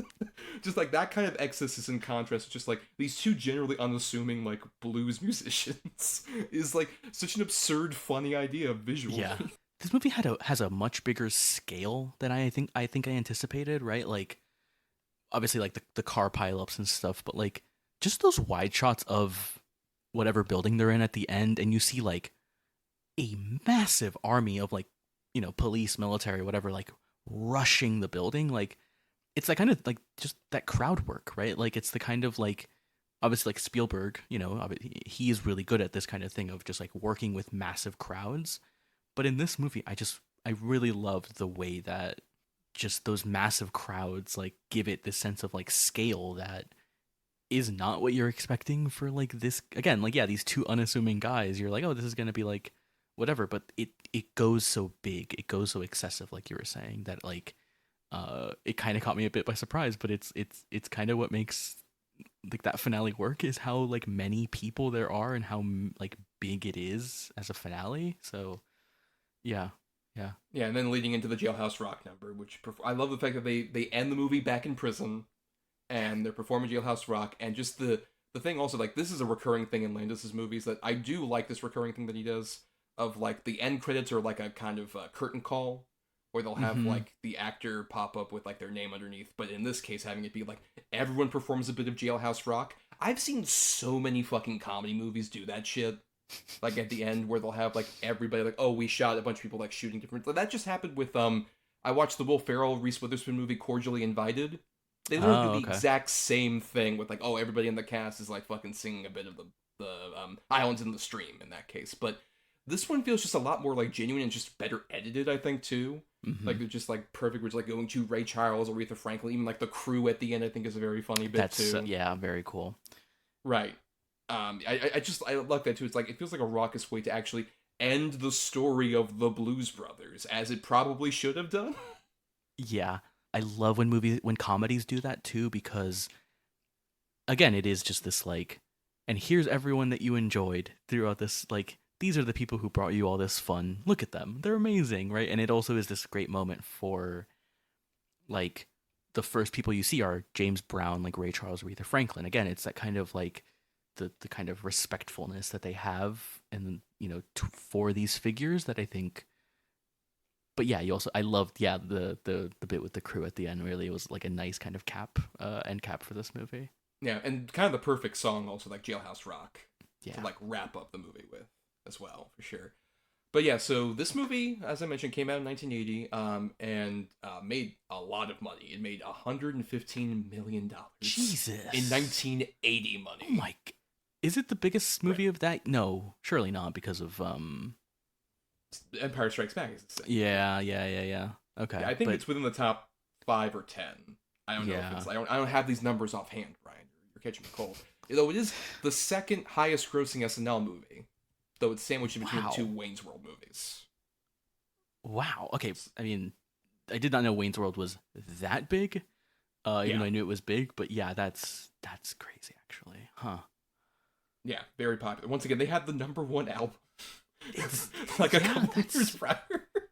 Like, I think about this a lot, especially watching like old movies of like, there are old movies you watch and you're like, oh, the same problems that we have now as human beings they're universal. There's a universality to them. And then you like watching like this or Animal House, I'm like, man, things have changed. Like times are different. We have come a long way in a lot of respects, but very interesting. But it came out and it was so popular, and naturally, of course, there was attempts at making a sequel around the time, but only a couple years later, John Belushi overdoses on the speedball and tragically passes away. And admittingly, like, if you hear anything about the production of this movie, like when I was younger, because I liked this movie and even at the time Animal House, I read Wired, the Bob Woodward book that's the unauthorized autobiography that like was out of print but was at my school library for some reason, and is like kind of infamous. Like fucking John Belushi's widow and Dan Aykroyd hated that book, and they turned into the weird movie with Michael Chiklis where he basically gets Christmas caroled as John Belushi and told like, oh, here's all the wrongs that you did in life. You John. told me about this, yeah. Yeah. Oh god. And they couldn't get the rights to do any of the SNL things, so they have like off-brand SNL things. It's weird. It's really fucking weird. Terrible movie. Disrespectful movie, quite frankly. But yeah, if you hear any of the stuff about the production of this movie where like there was a whole budget set aside for just cocaine for John Belushi. What a time. Like, and there would be points where he would just completely leave the set. They missed 4 days of shooting because John just wasn't available. And he would like either go off and party, or there was a story that Dan Aykroyd loves talking about where he was like, one day we couldn't find John. So we looked around, and then we heard that he had gone across the street over to like a sort of residential neighborhood area right across the street from the Universal backlot. And we went around looking for him. And eventually I came across this house, and I was like, excuse me, we're filming something over there, and we're looking for one of our actors. And the guy said, oh, John Belushi? Yeah, he raided my fridge, and he's sleeping on my couch. Jesus. Oh my god. Yeah, which Dan Aykroyd always is like, he always called John Belushi America's guest. For that specific reason. Which you can see like there would be like some kind of charm there, but also just, a guy who clearly just couldn't really stay together, which is a bummer because after this movie, he did try to go sober, and he made that movie Continental Divide that I talked about, which is like a Lawrence Kasdan movie that's more of like a rom-com. And it's not a great movie, but you can tell like he has the ability to be like an actual genuine actor. And he was sober and everything, and then he relapsed during the production of Neighbors, and it just, tragically ended the way it did.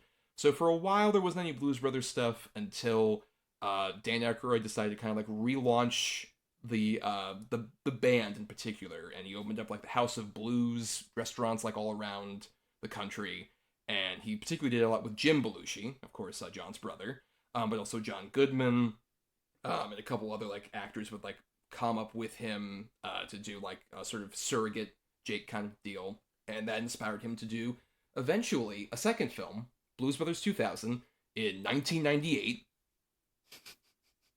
So clearly just a weird thing there. Yeah, I generally kind of like that trend of like, so and so Godzilla 2000. I like that. I think it's kind of a fun trend, but weird that they did it in 98 actually. Yeah, I don't know.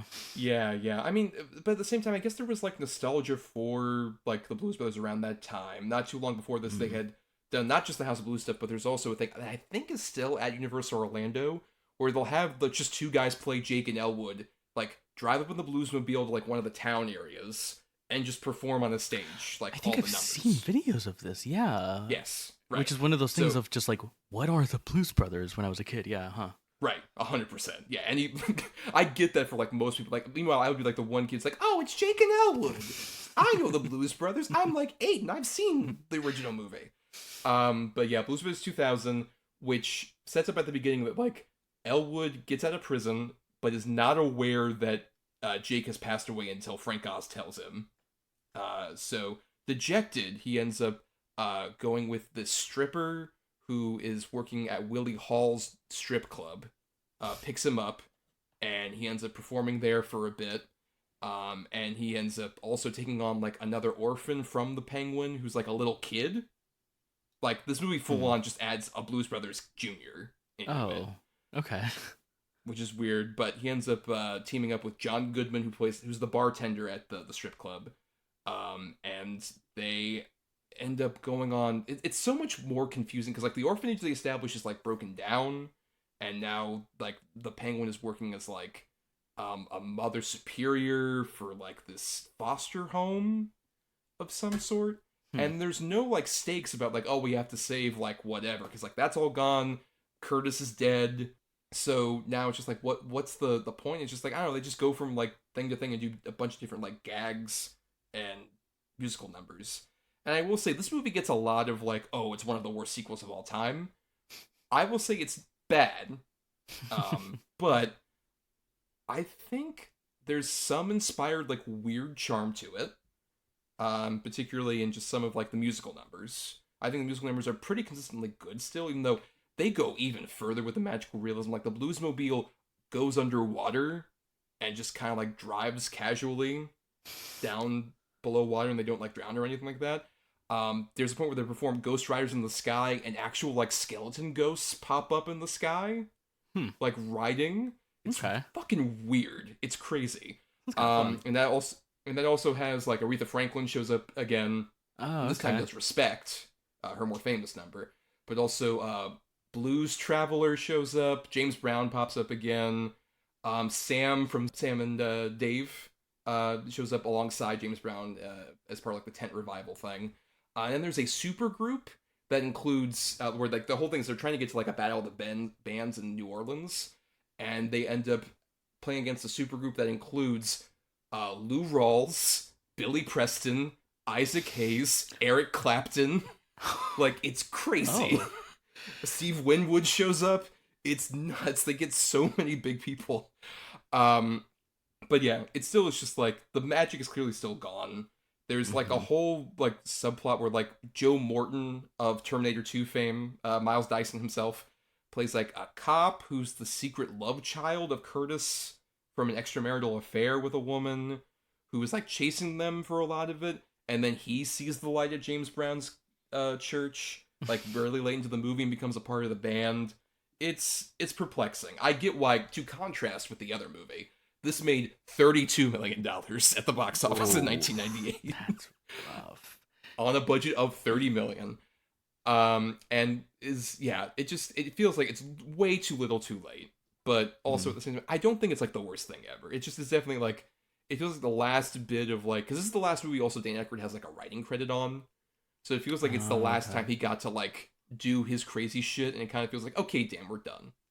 You don't get behind the word processor anymore. You can be a character actor now. It's fine. We like you still. Just never write a movie again. We'll never give you any money to write a movie again. Yeah.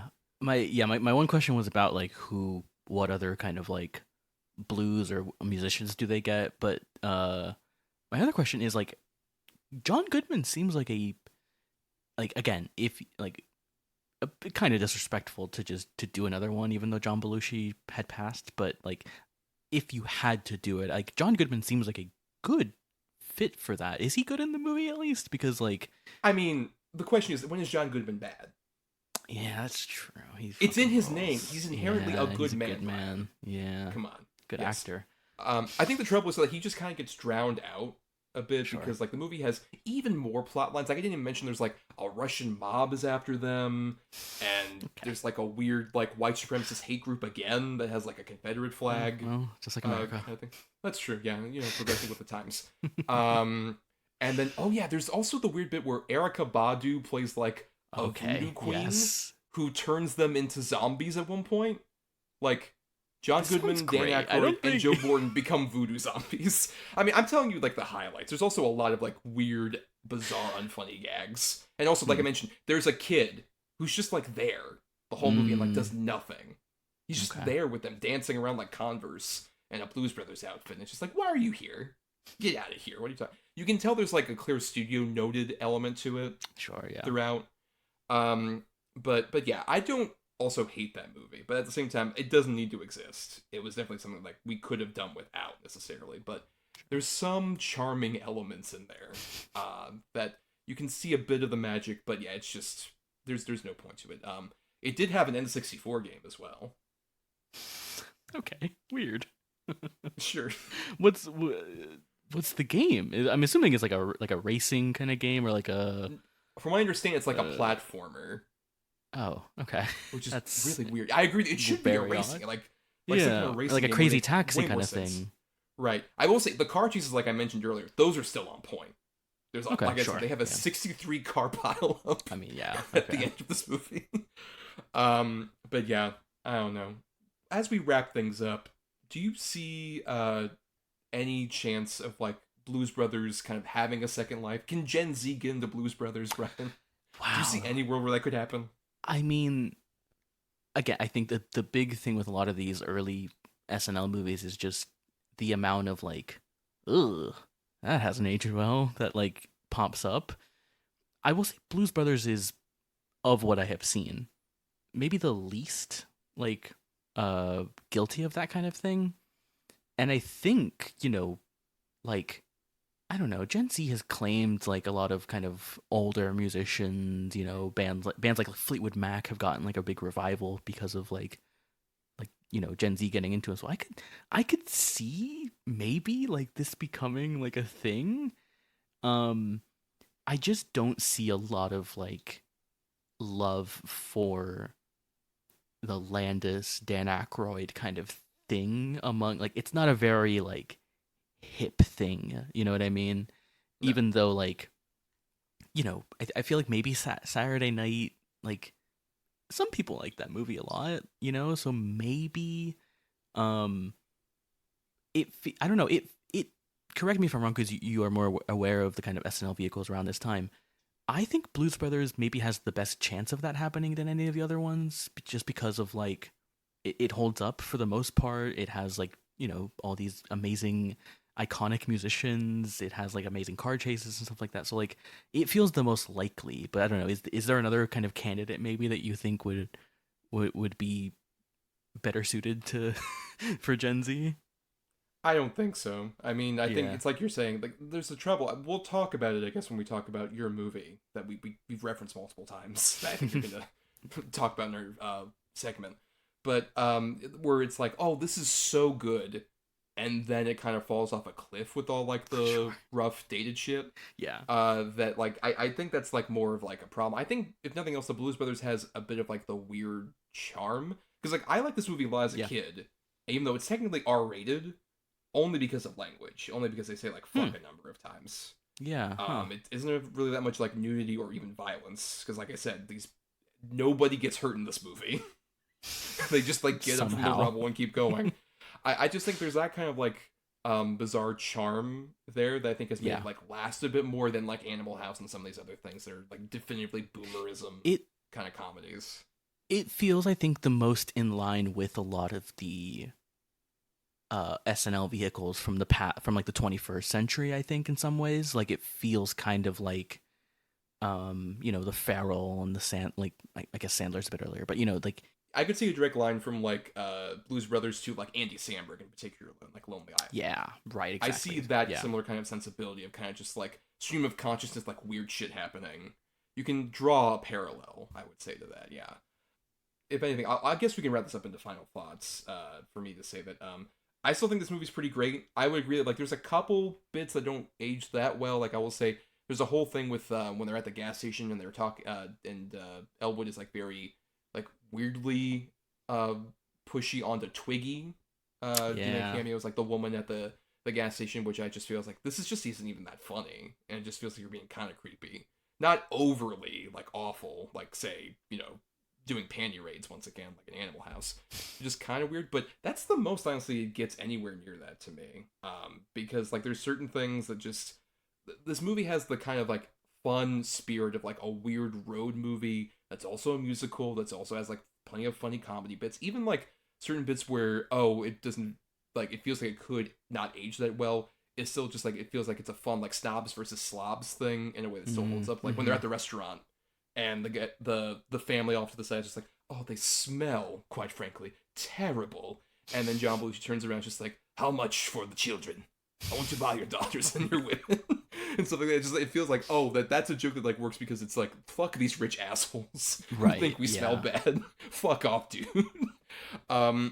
There's a real charm, I think, that's consistent with, like, once again, like the elaborate musical numbers, the love and respect for blues music, but also just the weird world that's woven together by Dan Aykroyd and even John Landis and, you know, and John Belushi and all these other, like, just incredibly talented people in the comedy or the blues world, like, just coming together for this incredibly weird thing that I agree is, like, very much of its particular time. We mentioned this, that, like, this feels like such a late 70s movie in a way where, like, the only way that, like, blues could become as popular as it is, like, at the exact decline of disco as it was at this point. Yeah. Huh. Yeah, where it's just like, oh, we need a new fad to kind of, like, have it rise up, and that ends up being blues with the Blues Brothers. And yeah, I just think, like, it's a weird thing that could have only happened at this particular time, and as evidenced by Blues Brothers 2000, couldn't really happen again. Couldn't really recreate that magic. And for that, I'm really, like, glad it exists. I'm glad I bought this Steelbook Blu-ray over at a local Blu-ray shop. And I'm glad I have it. It's a really nice disc. And this was also a movie, by the way, that when I was coming up in my physical media times, when Universal was, like, infamous for, like, we're gonna put out an edition of every best-selling movie, like, every 6 months. Like, here's the Back in Blues edition, here's the special edition, here's the extended edition for, like, the 2.5-hour version of this movie. It just is, like, it was very ubiquitous and well-selling. And yeah, it lasted at least for a while. I hope this movie does get a bit more of, like, a rediscovery. I think it does have, like, a very much a time capsule quality, but also at least a fun, consistent, vibrant energy that I think could work for anybody who's even, like, way divorced from that time. Like I said, I think it has the biggest chance of maybe resonating with a younger audience because of, like, again, the fact that it has a sincere love for blues and for these musicians, and, you know, is kind of it is a thing I think about around this time, you know, the 70s and kind of New Hollywood, of, like, these directors, be it someone like Spielberg, who is kind of, like, sort of wanting to show people what you, like, they grew up with, right? Like Indiana Jones is that, right? Like, they grew up with, like, those old, like, serials and, you know, Flash Gordon, growing up with that kind of stuff and wanting to, like, show it to a younger generation. I think from that aspect, like, this is also a really great movie, kind of being, like, of Aykroyd, like, and growing up with blues and being like, I want to show people, like, James Brown and Aretha Franklin and stuff like that. I think it's very cool, and it is a really great movie. It does surprisingly hold up, right? Like, it is not as I said, like, boomer comedy as something like Animal House or even something like Trading Places. We're getting to it, I promise. Both leads, I think, are really great, and they give a lot of room to that supporting cast. Not just, like, the iconic musicians here, but like we mentioned, people like John Candy, people like Carrie Fisher, who have, like, small roles, but really make something out of those roles, and you really remember them, and they have really good bits. And I mean, like, the chaos and the excess, which again is very much of this time, right? This kind of New Hollywood era. It's crazy. I mean, like, the car chase scenes in this movie are insane and incredible, and I really, really love them. And, you know, it's really endearing. And there's, like, you know, I always kind of struggle with a lot of these comedies because of, like, they all have kind of a boomer comedy sensibility, but there's bits that really fucking got me. Like you mentioned, the like, dropping the Nazis out of, like, the sky bit is just, like, so ridiculous and so, like, absurdly, like, hilarious. The cameos here are amazing. Like, we mentioned John Candy and stuff, but, like, Paul Rubin showing up and Frank Oz showing up and Steven Spielberg showing up, like, just all these little bits I think are so fun. And this is just a really fun movie that, although I do think it is a bit too long, and I agree with you, like, there is some stuff that's kind of, like, it's skirting the line of, like, not aging well, but it's not really, like, fully crossing it necessarily in some of the ways that, like, Animal House does and stuff. That, yeah, it's really fun, as much as we, rightfully so, like, have said a lot of disparaging things about John Landis that, he kind of sucks. This is a really good movie, and I think like it's really fascinating to kind of like dive into a lot of these old SNL movies and like just kind of like the way I really have been looking at it is like this stuff really is the like it's the first stepping stone for like what modern comedy is like, like it's really kind of fascinating to look at, and I think it's a great time capsule, but I think still really holds up in a lot of ways. If nothing else, I hope maybe modern anti-Nazi sentiment maybe makes this movie hold up a bit better. I mean, yeah, because people are interested. Let's hope, because we hate those guys. Yeah, ugh, really do. But let's move on to our usual segment, Between the Lines.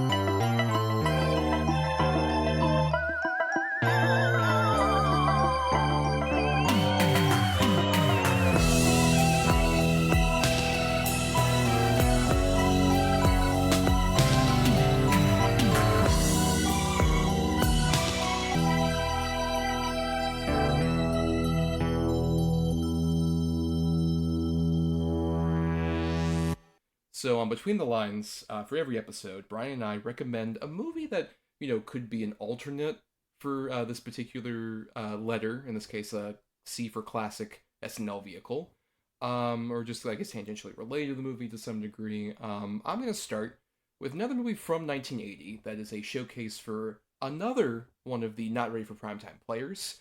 I am recommending Gilda Live, which is a filmed version of the stage show that Gilda Radner, who was one of the not ready for primetime players, did on Broadway, where it's basically like a big review of like her different characters in SNL, and also has a few different like new bits and pieces like songs and stuff like that. And I think Gilda Radner was kind of like famous, unfortunately, in a similar vein of John Belushi, in that she died tragically young. Though in 1989 from ovarian cancer. It was very tragic, and didn't have even the film career that John Belushi did. Most of her films were like very much later in her career, alongside her husband Gene Wilder at a certain point. But this movie, I think, is just like a really good showcase for like all of her different like facets as a performer on SNL. I think she was definitely like, when I was watching the older SNL episodes, she really stood out to me. It's just like very fun and vibrant. And she has like some really fun numbers. Like the opening musical number of this is "Let's Talk Dirty to the Animals," where she says, like, it's a sort of like a parody of like a Disney princess song, where she's saying stuff like "fuck you, Mr. Bunny, eat shit, Mr. Bear," and she's just very sweet and sincere while saying like all this like incredibly vulgar bullshit, which I think is like really key to like her as a performer, is that she just had this ability to have a sweet, comfortable disposition while saying like incredibly like vulgar shit constantly. She's not the only person here, because there's also Paul Schaefer, who is actually tied in a bit to Blues Brothers, because he was part of the original Blues Brothers band. While they were filming the movie, he was contractually obligated to do this stage show, so he couldn't be a part of the original Blues Brothers movie. He ended up being a part of Blues Brothers 2000, of course, where everyone could see him, as they clearly did with that box office that I mentioned earlier. But he pops up as various different characters.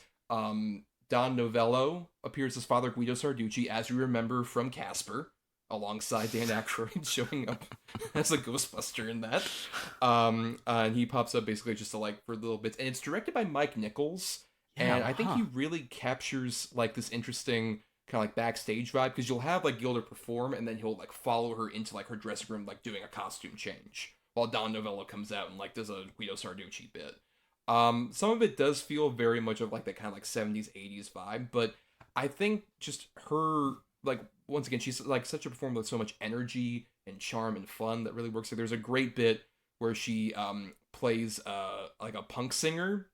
Like the whole band shows up on stage, including, I should mention, Howard Shore, original band leader for SNL, But also, yeah, later did some scores for some like wizard movies, I think, or whatever. Yeah, I don't know. There's some fantasy shit, maybe some body horror movies. I don't know.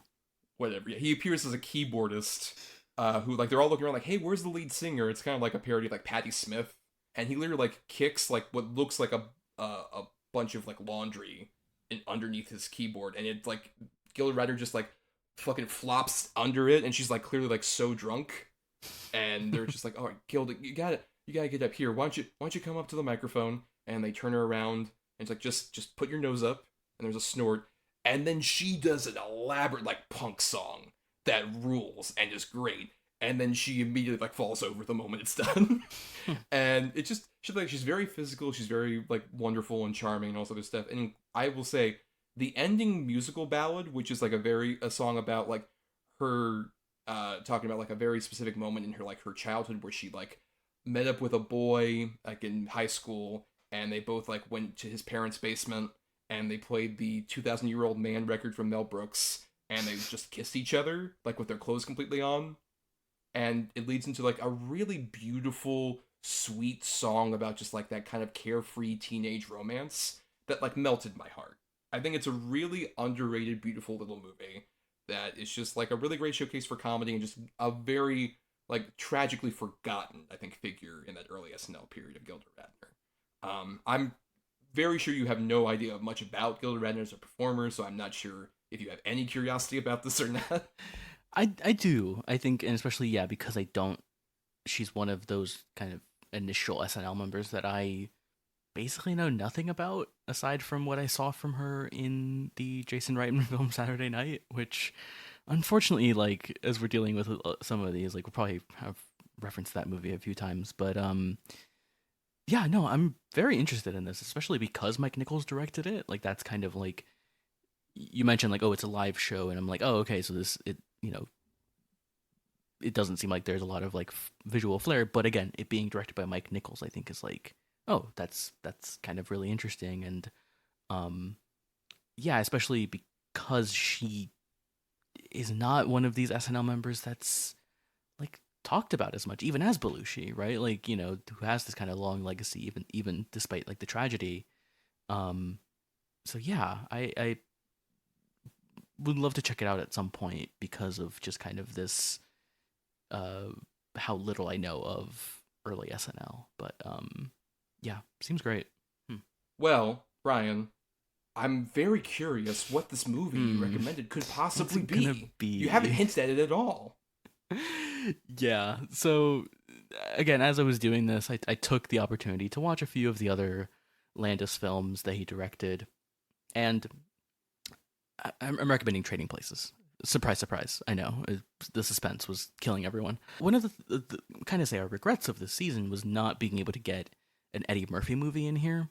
And I watched this movie, had never seen it before, and I knew vaguely what it was about, in case anyone doesn't know what this movie is. Directed by Landis, 1983, starred Eddie Murphy as a con artist living on the street, and Dan Aykroyd, who is this like 80s yuppie, real Patrick Bateman vibes coming off of him. Aykroyd's two bosses essentially place a bet to see if someone from Eddie Murphy's background, I'll let you fill in the blanks there if you haven't seen the movie, what that could mean, could become rich and successful, or could become help me out here. What is the specific kind of like thing with the bet? It's like if Eddie Murphy can become like successful at Dan Aykroyd's job, basically. Right. Is that yeah, how you if he would put can it? become successful and Dan Aykroyd can like completely go to ruins. Right. And so Eddie Murphy goes from like being a con artist who's pretending to not have legs and be blind, to living in this like fancy house and being rich. And it turns into basically the two of them teaming up and going against the rich billionaires, getting even with them. Weirdly enough, you also have, in the supporting cast here, people like Jamie Lee Curtis, Paul Gleason, Jim Belushi shows up very briefly. And look, there are, if you want to talk about stuff not aging well, there's a lot about this movie that hasn't. It's one of those situations, as you kind of, I think, hinted at earlier, like, pretty good movie, except for the blackface that Dan Aykroyd does do at some point. Well, I mean, there's a couple things. There's the blackface, then there's the statutory rape via ape. Yep. And then, not nearly as offensive, but just the weird, like, stock market thing at the end that, like, I still don't get. I don't understand what happened in that scene. And it's like the climax of the movie, so you're like, I don't even, like, this doesn't work for me. Right. And, you know, what I was mentioning earlier of, like, a lot of these movies feeling like extended SNL sequences, the bit on the train towards the end of the film is basically an SNL sketch that they're doing with, like, the apes and stuff like that. Like, with all that being said, though, Eddie Murphy is so fucking funny. It's obvious to anyone who has, like, seen his movies, but, you know, we talked about this a little bit. Like, I mainly grew up with Eddie Murphy as, like, you know, being in Mulan, being in Shrek, being Dr. Dolittle, like, stuff like that. And so I didn't have a lot of, like, familiarity with the early Eddie Murphy vehicles, like Beverly Hills Cop and this film in particular. And he is just so funny. I mean, you can just, it's the Landis thing we were talking about earlier of, like, he just puts the camera somewhere and lets Eddie Murphy kind of do his thing, and that is funny. Like, he can just make any situation just so funny. He has so much charisma. He is so energetic and just, like, so charming. I love Eddie Murphy in this movie. I think he easily makes the movie. Like, he is just incredible. Dan Aykroyd, I'm curious to see what you think about this, but I kind of think he's weirdly miscast in this movie a lot. Like, I think, again, I don't always buy him as, like, especially with what he's doing in this movie, where he is, like, very proper and he's like a yuppie. He's a rich, like, asshole who's, you know, and I don't buy him as that necessarily. I don't know. It just doesn't work for me entirely, and it's kind of a good example of what I don't like about Aykroyd, you know, to kind of contrast with what we talked about with Blues Brothers, which is, like, a lot of what I do like about Dan Aykroyd. But yeah, I just think he doesn't work in this movie, which is unfortunate because Eddie Murphy is just fucking killing it in, like, you know, every scene he's in. I don't know. Do you see it that way, or how do you feel about Aykroyd in this movie? I'm kind of curious. I mean, aside from, like, the scene that we talked about earlier, sure. I generally like Aykroyd in this movie. Okay. I think I guess I could see if, like, your only exposure to Aykroyd was, like, you know, the Ghostbusters and, like, Blues Brothers element of it, as opposed to, like, he's played, like, these kind of, like, waspy characters in, like, other things, and I think he does that pretty well. I think in Trading Places in particular. If anything else, I think he plays not just that angle, but also the way that he totally, like, falls apart over the course of that movie. I think this really works. Like, I love him as, like, the weird Santa Claus who, like, is eating the salmon. Oh, that's funny. I mean, that's great. I think yeah, that's really fucking funny. Like, I mean, on the bus and shit like that. But by that point, I think I do. Yeah, I agree. Like, he is kind of funny, but I think towards the beginning when he's trying to play the kind of, like you said, like, waspy kind of yuppie, like, I don't buy it as much necessarily. I mean, I think, admittingly, like, I think that's a case where, like, Aykroyd knows, like, okay, I am technically the more seasoned, like, SNL veteran, but my career's at a certain, like, lower point. So I just have to go with, like, the new hotness of, like, Murphy. Sure. And he, like, I think plays off of Murphy very well. Yes. Throughout that whole movie. I think he feels like the perfect kind of, like, yuppie person to play off of, like, Eddie Murphy in particular throughout that movie. I think I also want to shout out Don Amici and Ralph Bellamy, who play the Dukes. I think are very funny in this movie as well. Yeah, they're so good, especially, like, near the end when, like, Don Amici says "fuck." Yes, sir, your brother, I think, is having a heart attack. Fuck him. I don't care. Yes. They're funny, but also Denholm Elliott, who most would know as like Brody from the Indiana Jones movies, very funny as the butler character. Really good. Yeah. Jamie Lee Curtis, admittingly playing, you know, kind of like and I'm just using the term here, the hooker with a heart of gold kind of stereotype. Sure. Yes. Yeah. But doing a lot with little. I think she's very good in that movie as well. Yeah, and I think, again, it's one of those things where this movie is trying to, its handling of race and of race relations in America at this time it is dated, I think, by like today's standards, but there are like moments in this movie where I'm like, oh, this comedy that I wasn't really expecting kind of has some biting like commentary about like American capitalism and the way that it turns like, that the rich millionaires turn like people who, seem quite different but are actually not very different, just turns them against each other and treats life in this kind of callous kind of way. In a way that, again, it doesn't work fully. It is still a movie, written and, or at least directed by a white man. So, take that with a grain of salt. But I think, again, there's moments in this that made me like genuinely go like, oh, this is kind of an interesting commentary on America. Like I will say, like, the way that like the two millionaires like treat Eddie Murphy is again quite interesting, and when they kind of fully let out their racism in one particular moment towards the end of the movie, like, you feel that moment. I think the impact of that with like especially Murphy's reaction off of that. Yeah, I believe you're talking about the bathroom scene where it's like, yes, especially the bathroom scene. It's over $1. Yes, like, it's even more upsetting. It's like over $1 fucking dollar. Yeah, and so like again, still a very aged, like, has not aged well, but like kind of interesting. And again, like Murphy, just so funny. I love Eddie Murphy, and I've always loved Eddie Murphy, obviously from like growing up with Shrek, but like discovering the earlier comedy of Eddie Murphy, like it really kind of makes you realize that thing that like a lot of people will say about him, especially SNL people, where like he is the funniest person like ever. And you get a lot of that from this movie in particular.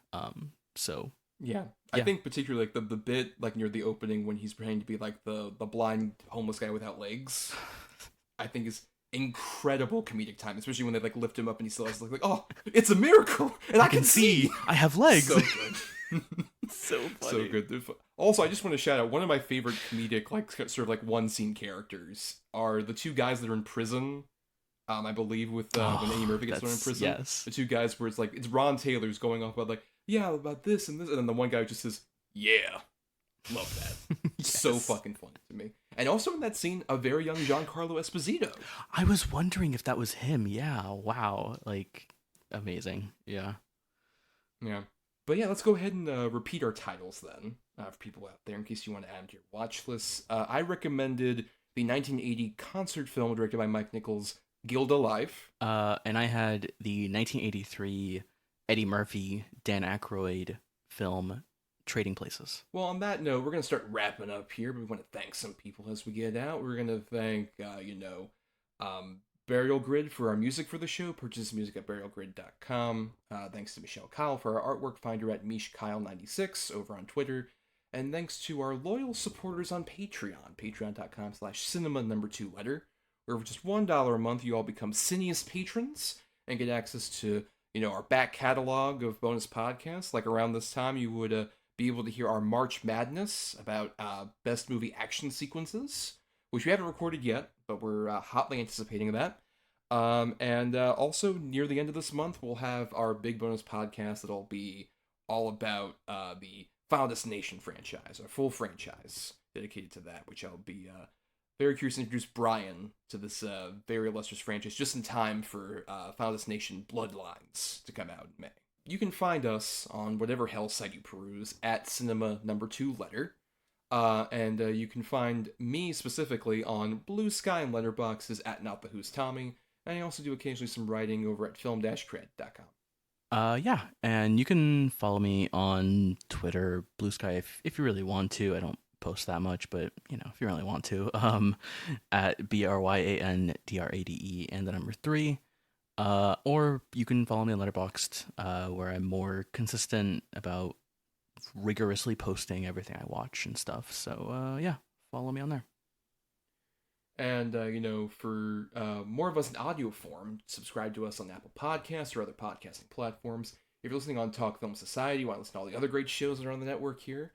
And you can also dig into the archives in our Podbean main feed for the first 8 seasons of this show and all the old double-edged double bill stuff, all there for you to peruse. And nothing else, if you can't, support us on the Patreon, that's cool. Money can be tight. But the free way to help us out is to rate, review, or just share the show around to give us more visibility. Get around your own Bluesmobile, have a big megaphone on top of it, and just spread the word. Just, one night only, and by which I mean multiple nights you can listen to the podcast at your own convenience. Send it to the letter. But on that note, Brian, we should tease the next episode for our SNL vehicle season is Brigsby Bear, Our Eye for Indie, which is a bit more modern, starring and co-written by Kyle Mooney. And I'm very curious to introduce this film to you, Brian, as well.